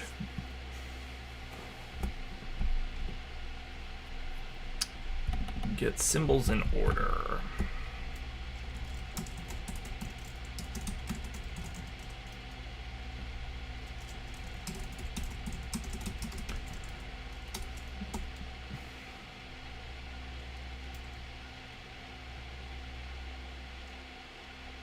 Okay, so I imagine this one is just because the way that we sort has changed.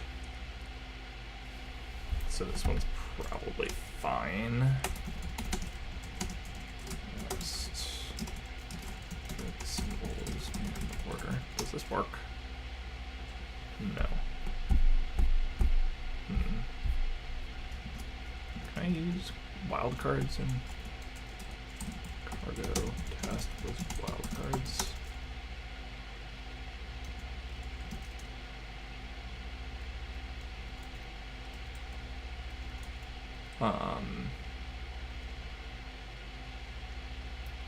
They contain it. Okay. Cargo test. Symbols in order. There we go. Okay. So the issue is purely the order. That's fine. I'm going to just remove this test entirely because we don't expect them to be the same.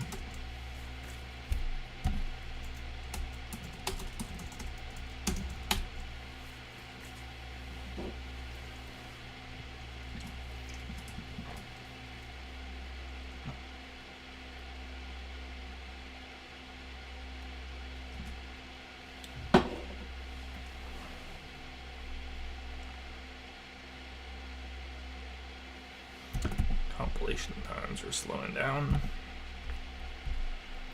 A bummer. Or I guess it's the tests actually are getting kind of slow. Oh, we should probably turn off trace also. Let's do that.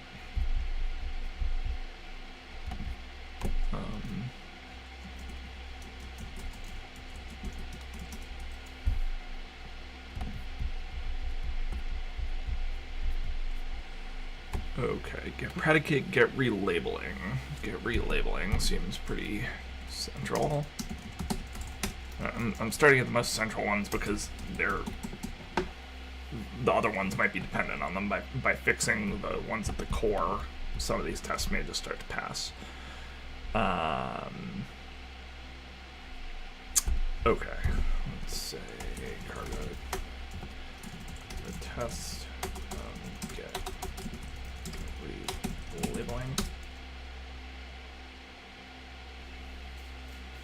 I think removing the trace might make the test run faster though, because it does slow things down when it's outputting logs all the time. I think. Yeah, it seems a little faster. Okay, it's panicking, relabeling, missing label. Oh.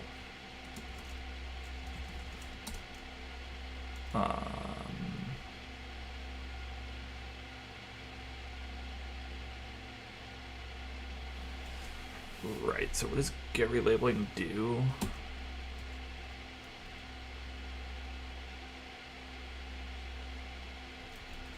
Well, surely if I'm just trying to get the... Okay, so it works here and it's failing here, so this is different behavior.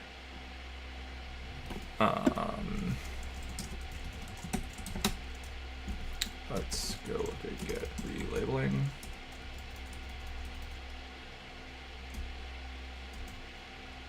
Relabeling this. Okay. So what do? We make sure the parentheses are the same. We walk through node trees and other node trees. And we say if the encoding is the same,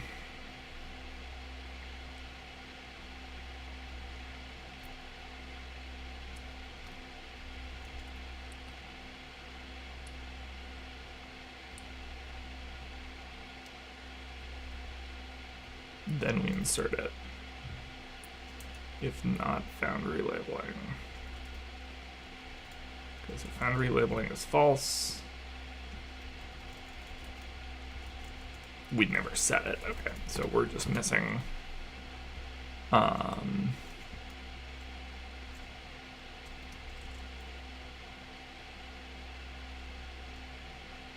so here we want to say found relabeling equals true.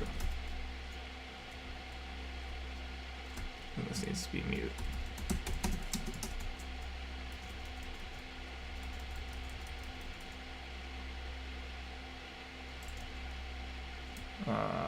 I guess maybe let's do this at the end, right before we insert it. Better place for it.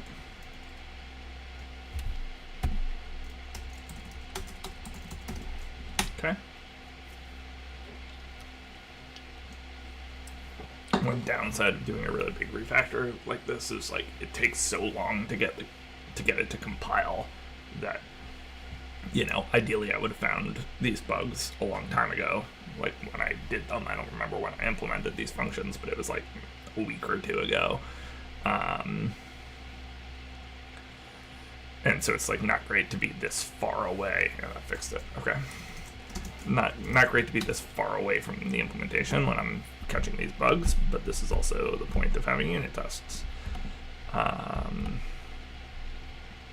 Okay. Let's look at replace all. That seems like a pretty core one.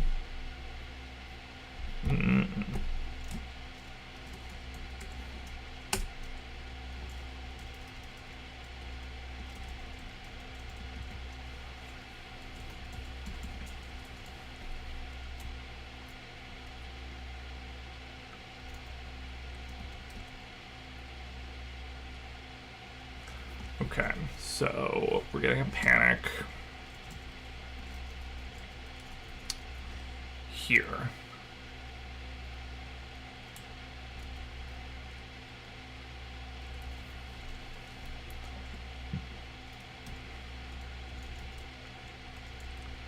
So we're looking through nodes. No, node trees. Hang on. Nodes. Combine nodes.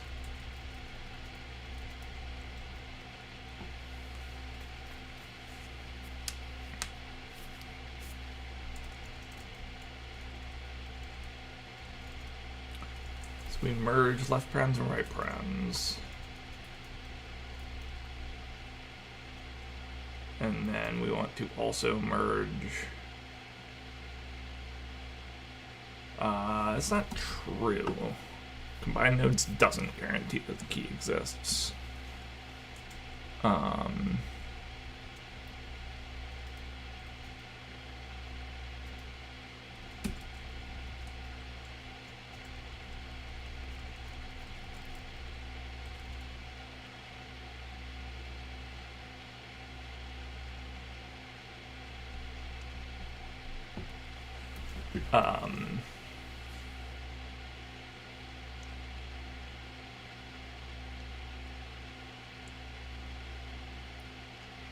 we want to just default this to an empty.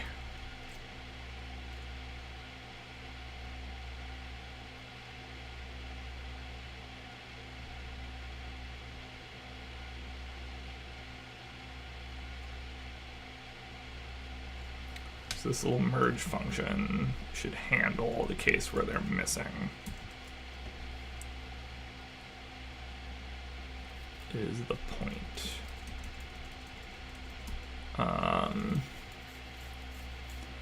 So let's get rid of this, get rid of this.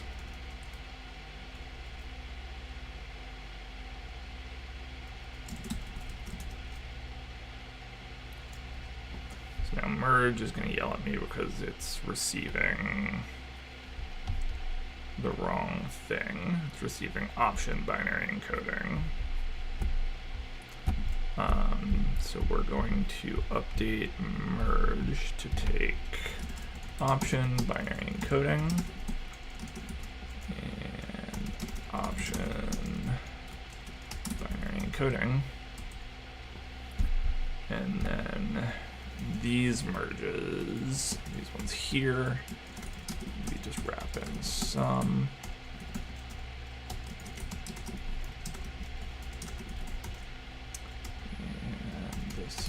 Also,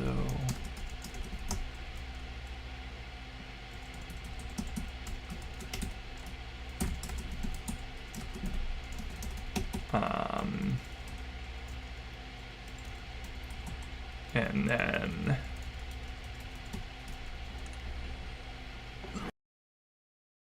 sorry about that. Hopefully I muted in time.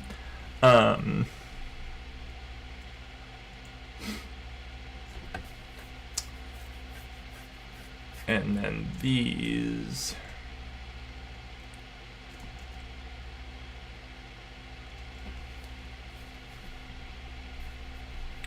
how does this work?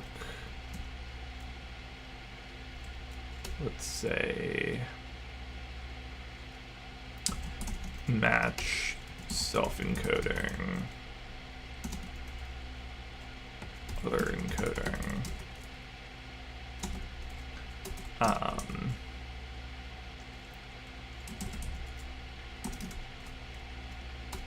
None.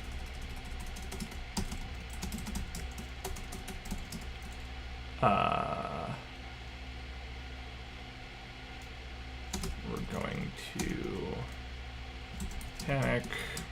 Now we can say unimplemented.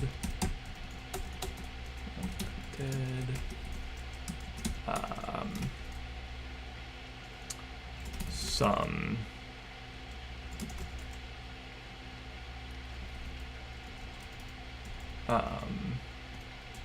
self-encoding, none,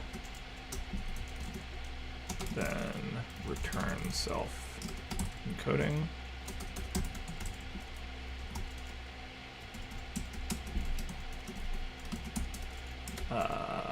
None, some other encoding, return other encoding. Is this right? Yeah, this is right.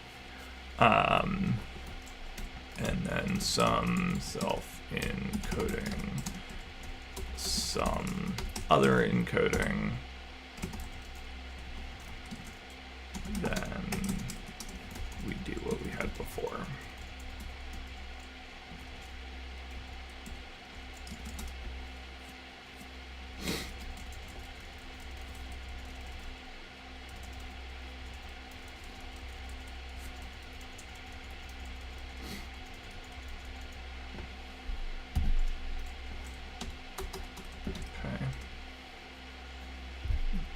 We have a bug. Notch. Oh, new child encoding.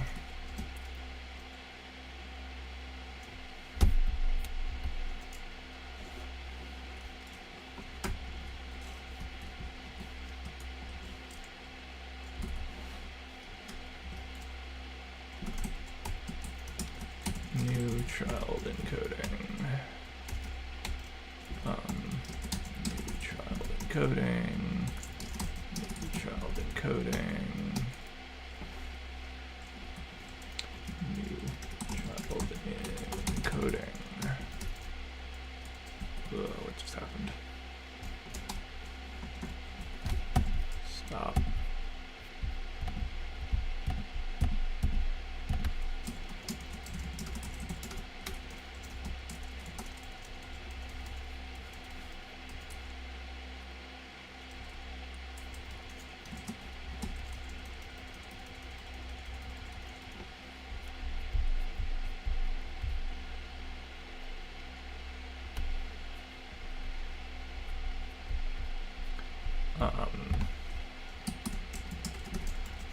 Clone these.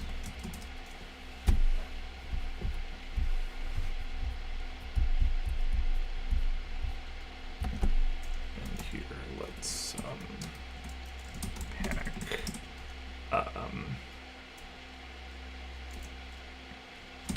Merge only be called upon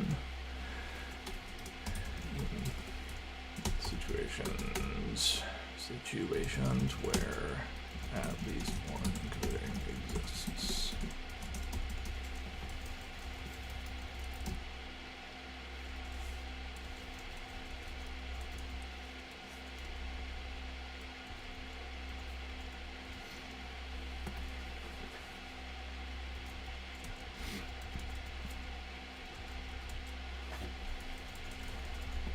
Okay.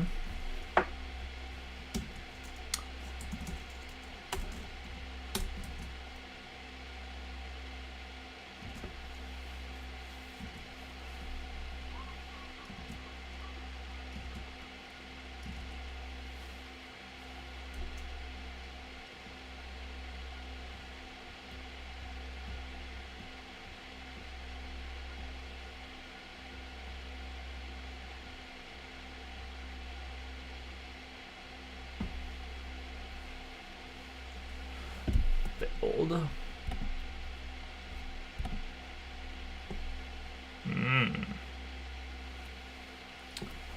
Fascinating.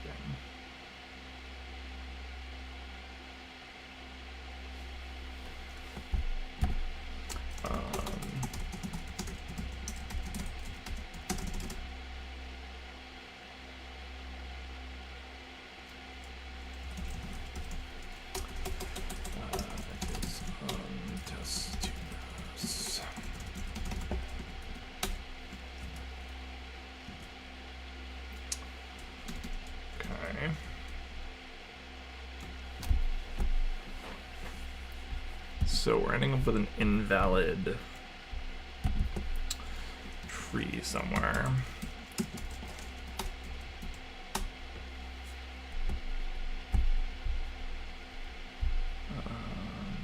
Validate properties 802. So here we're getting an invalid tree. I'm not shocked by that. I mean, I'm a little shocked by that, but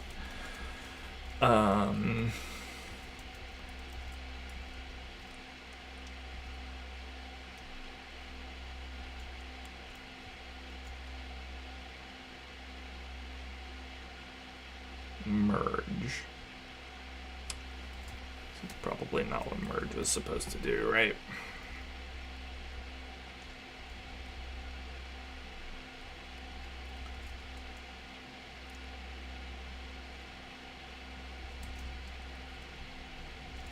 Right.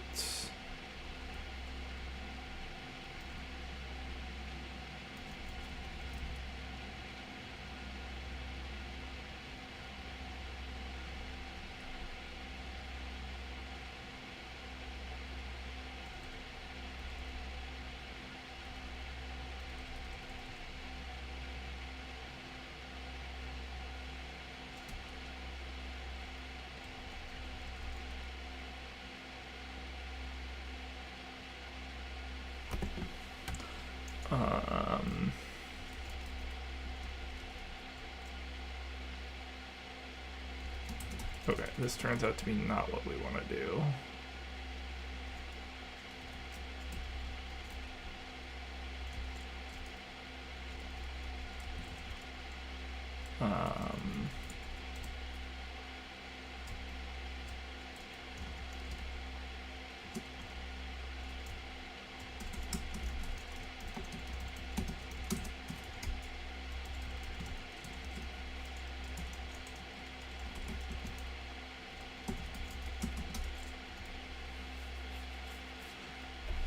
mess up the parentheses. Maybe. There we go. So what we want to do is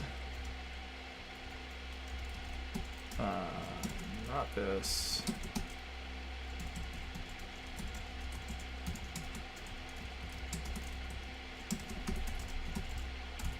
But instead, this unwrap or binary encoding 0, which is default, right? Oops, unwrap or default. The thing, right? Unwrap or default. That's a thing.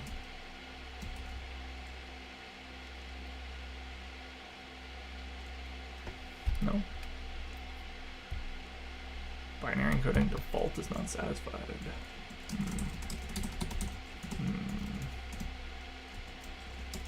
Binary encoding.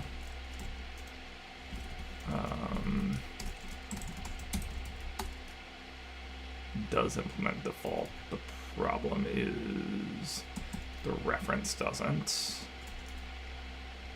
That's okay. Just do unwrap or binary encoding 0.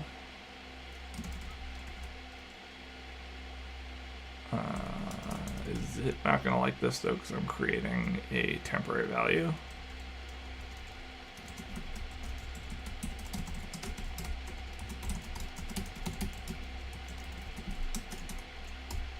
I'm not sure I can just have a reference to a temporary value on my way into a method like this, can I?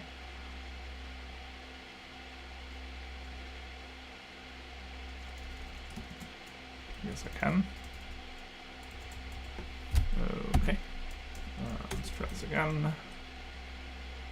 So the idea was that the merge still needs something to work with. It can't just return immediately. So as long as it merges in a 0, it should be fine.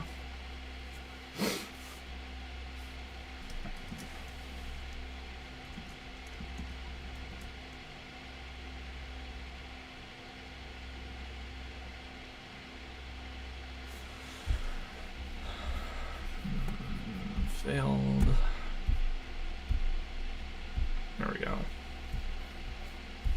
Okay, this is legit.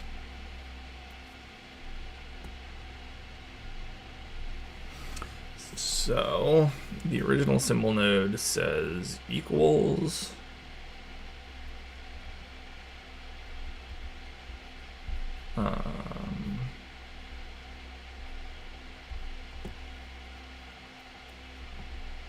so x plus b, x equals b plus c is what that says, and that's x equals b plus c. Those are fine.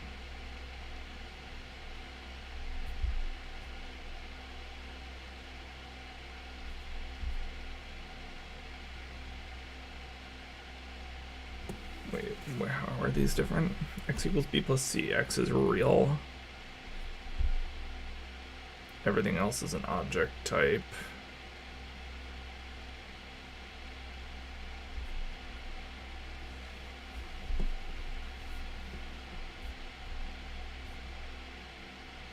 There's an A in here still that shouldn't be there.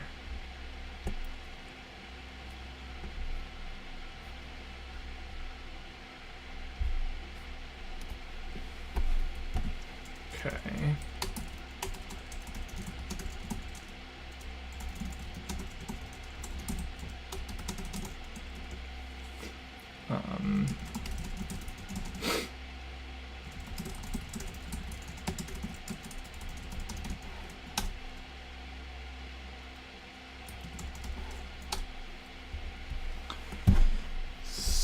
So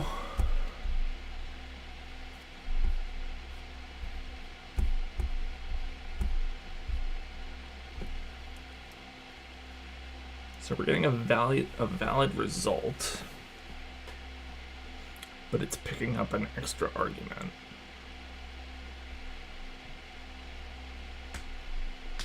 Which is interesting.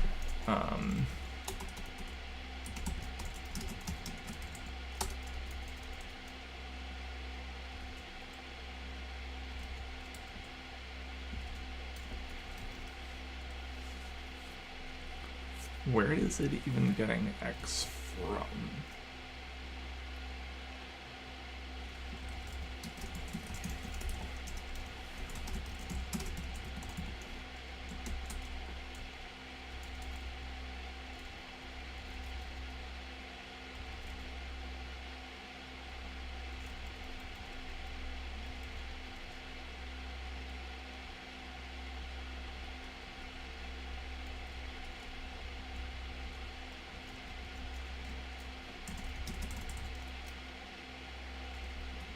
Replace all.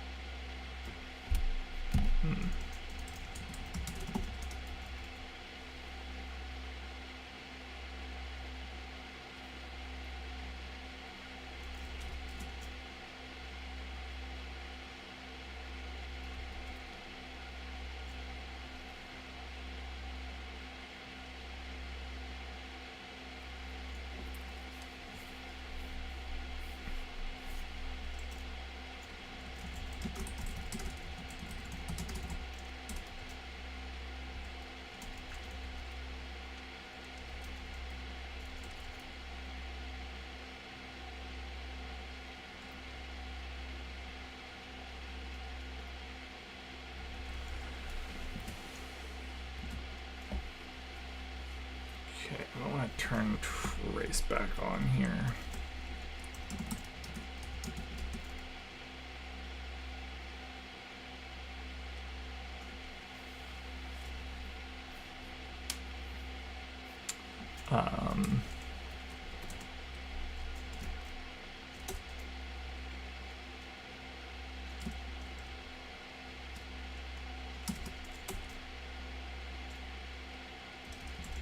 Child replaced at, let's see.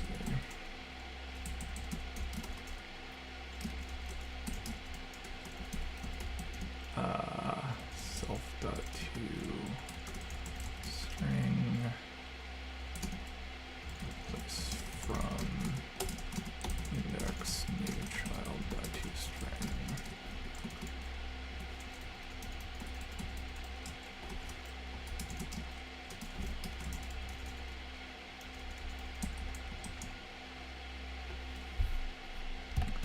Let's go turn back on tracing.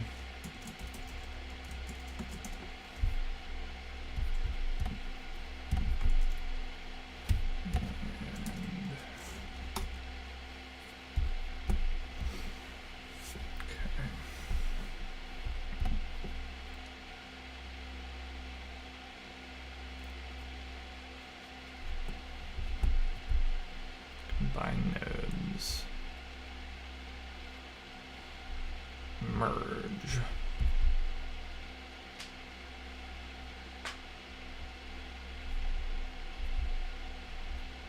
Get range from left.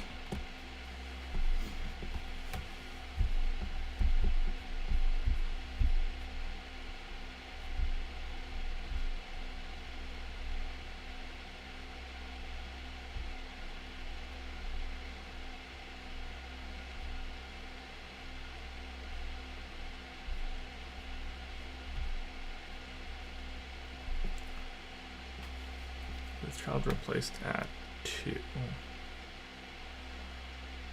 And 2 in this case is going to be the left paren.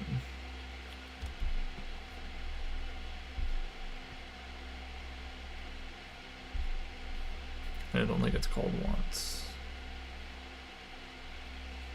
No, it's not going to be the left paren. It's going to be the first argument. It's going to be A. A, B, C with child replaced at, and then we're putting X into it. So A should be getting replaced with X. So get matching right paren should return. So we should get the same thing. So it should be going from 2 to 2. We combine nodes.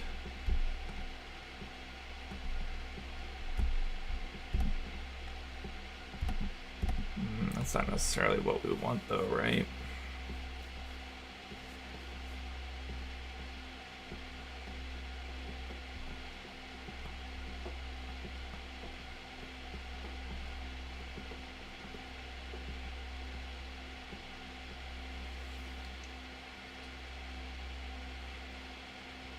This should be a superset of the nodes.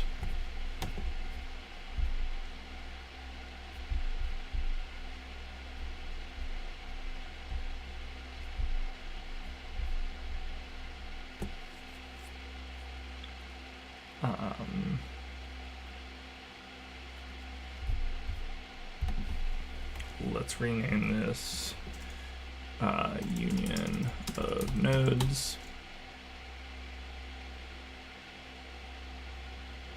Maybe that's not right. What does combine nodes do?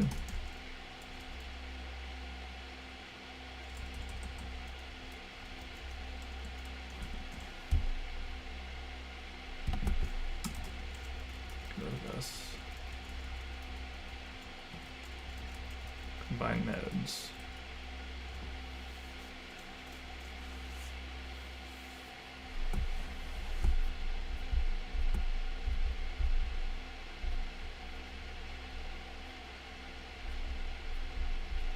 Yeah, but that's not actually what we want. What we want is this.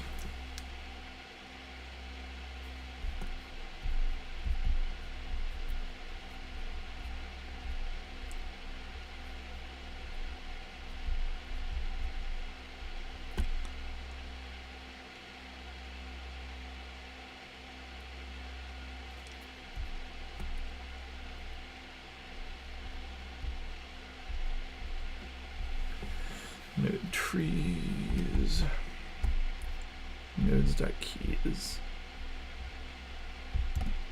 Okay, so why am I not just doing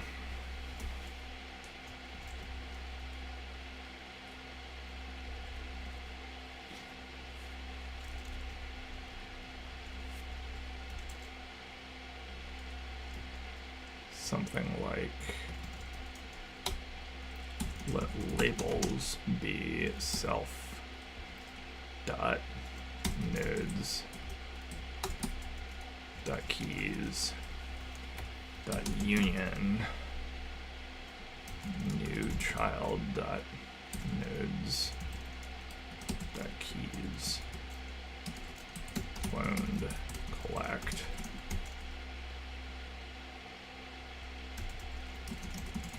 hash set.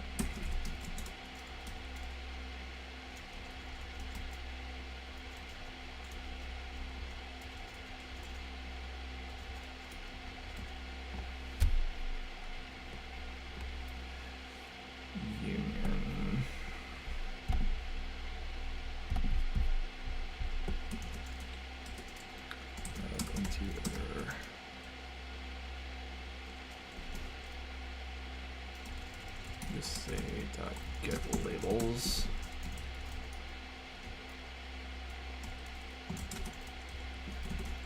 Get labels. Or get names. Names.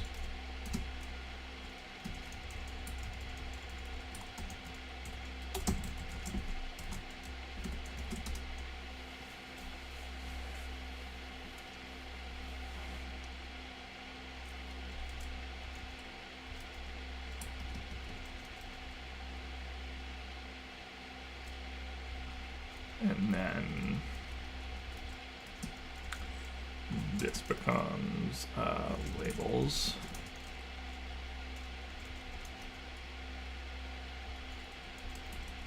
And here we have let mute nodes.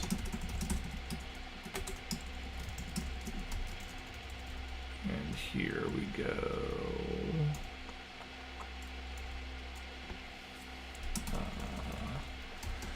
This same thing, but instead of tree, we say node.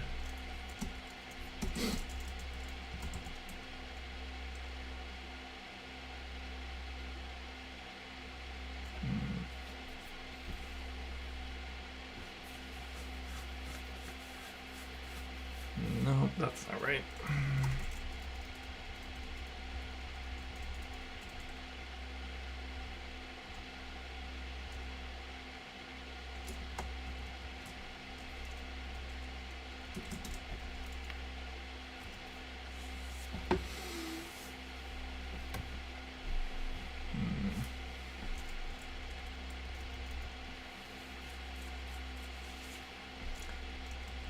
New child at.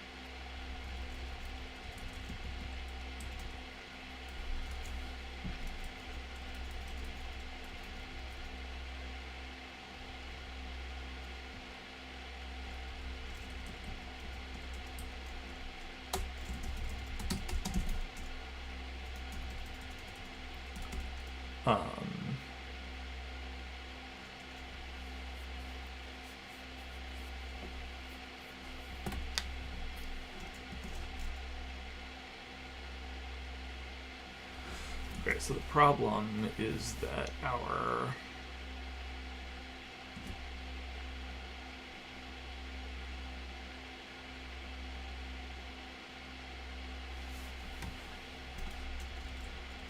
trees.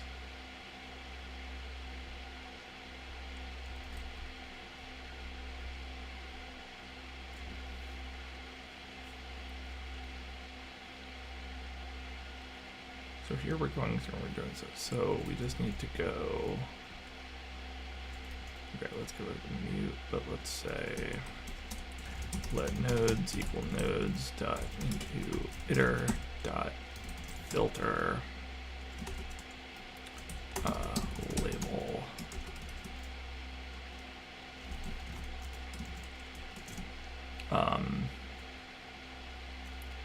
node trees dot get label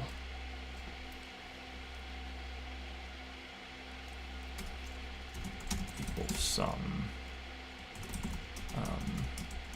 binary encoding 0 dot collect.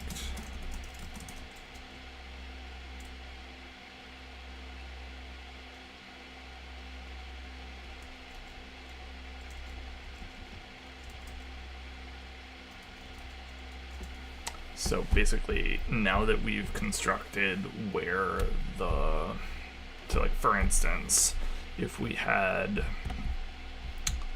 in our case, we have a equals b plus c getting, and a is getting replaced by x. So if we go through this, so this nodes is going to have a, b, c, and x in it because it just blithely combines them. But then in here, we're going to merge self-encoding and new child encoding. And we're going to end up with a 0 for A. And then we're going to filter it out at the end based on this. We need to filter it out, not in.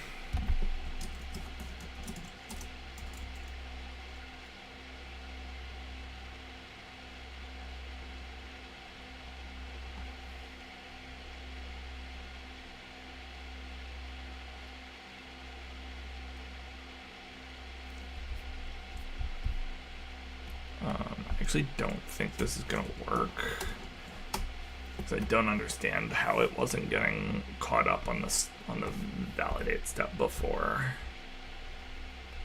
But we'll see.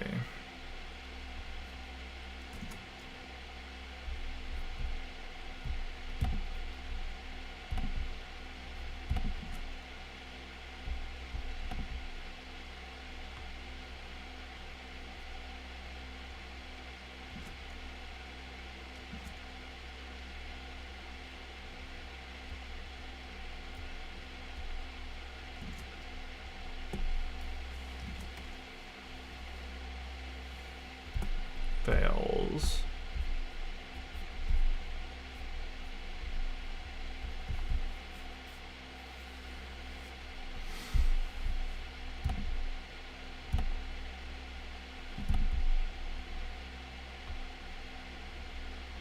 Yeah, we've got X, A, and B again. So why is X? No, why is A still showing up in here? We're merging.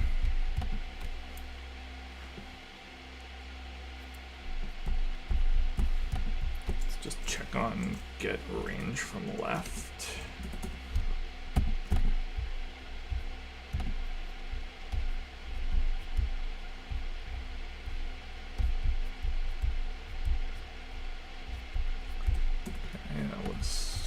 What I would expect. So we'd be getting everything in front.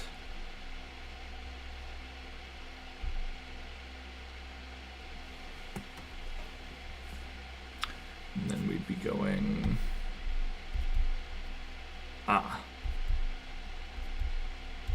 replace 2 index.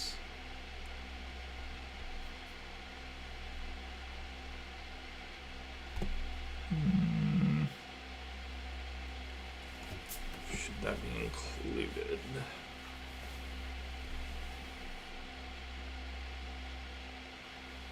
No.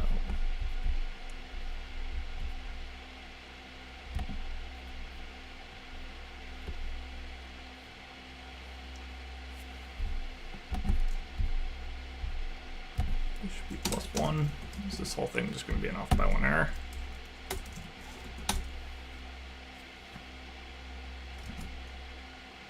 Because let's think through this. So we either, if it's got a right parenthesis, we want that.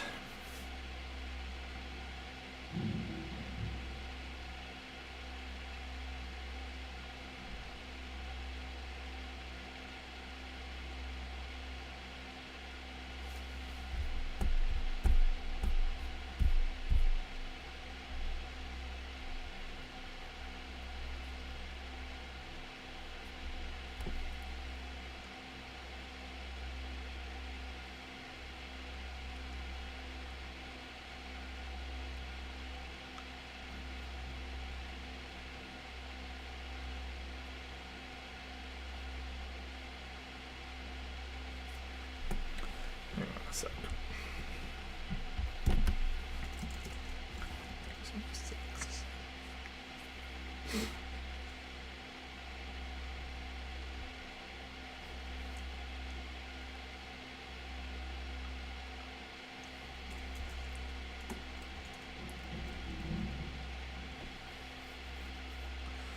So we want to replace, no, we want to add an X, a 1 to this whole thing. So then we go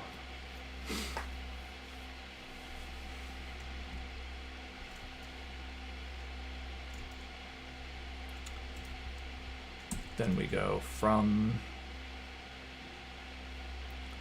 0 to replace from,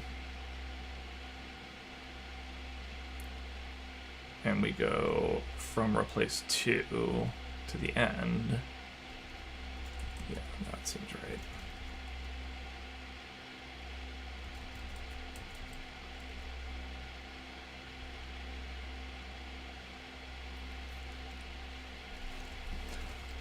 end length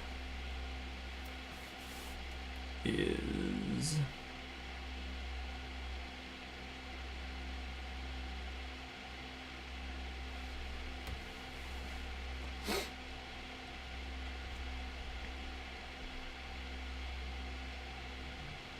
if we had something that was 1 long.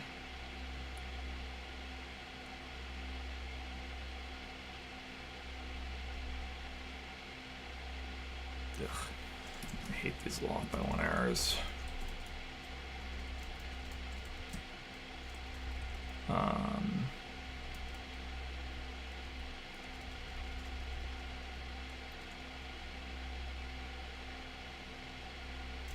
Okay, but then also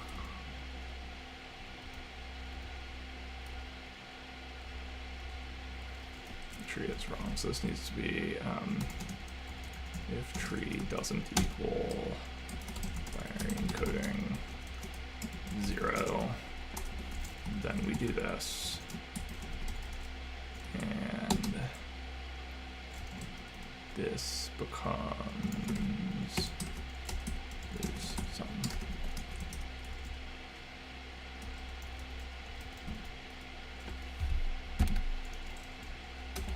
and cargo test.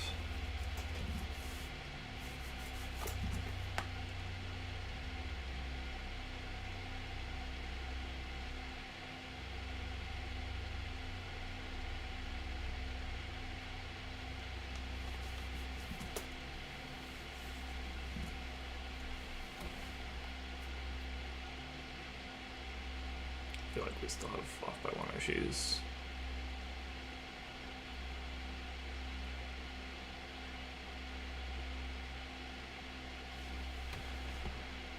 Oh, passes.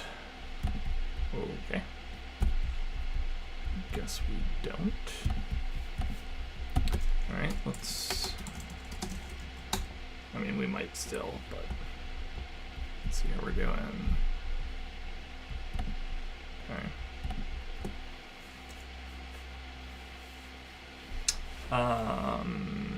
Alright, relabel to avoid seems like a thing.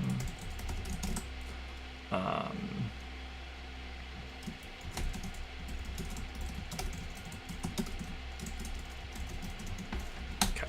Alright, I think I'm going to stop from here, and I'll be back on Friday, hopefully Friday afternoon, to continue this. Working through more tests, but I think we're making progress. Hopefully this was interesting, both from a dev perspective at the end, and also the demo at the beginning that turned into a bit of a wild goose chase. You know, it's always tricky. Like, I've had this problem on other projects in the past. I worked for a company that had a very abstract product, and it was really powerful but really abstract, and it was hard when you're getting clients, you know, airlines and health insurance companies and banks and stuff, to use an abstract data product that was super powerful, but you kind of had to make it concrete for them. And I feel sometimes when I'm demoing Glyphos, I have a similar feeling where it's like, okay, maybe I can communicate, maybe I can get across the point of this in theory, in the abstract, but until it's real and concrete, and somebody's using it to do their math homework or their problem set or their actuarial exams or their math research, it, you know, feels like wonkery. And yeah, that sort of is what it is, and it puts an onus on me to be a better demoer and also develop the UX and make these optimizations and make it better, so that it speaks for itself. Put together a library of examples, put together lots of different demos that people can see, and all of that is coming. A better front end, all of that is coming, but I do want to occasionally have demos in my streams, so that you can see what I'm working on as I go through it. I really like to work in public. I like to do my development where people can see it if they want to. Obviously, I don't have a ton of viewers yet on this channel. I've had previous channels that I've started before that have gotten up to a decent following, but it just takes time and works better as things become more concrete and more less back-end implementation-y. But that's okay. I'm on the warpath. So anyway, I will stop there for the day. Hope everybody's doing well, and I'll catch you later.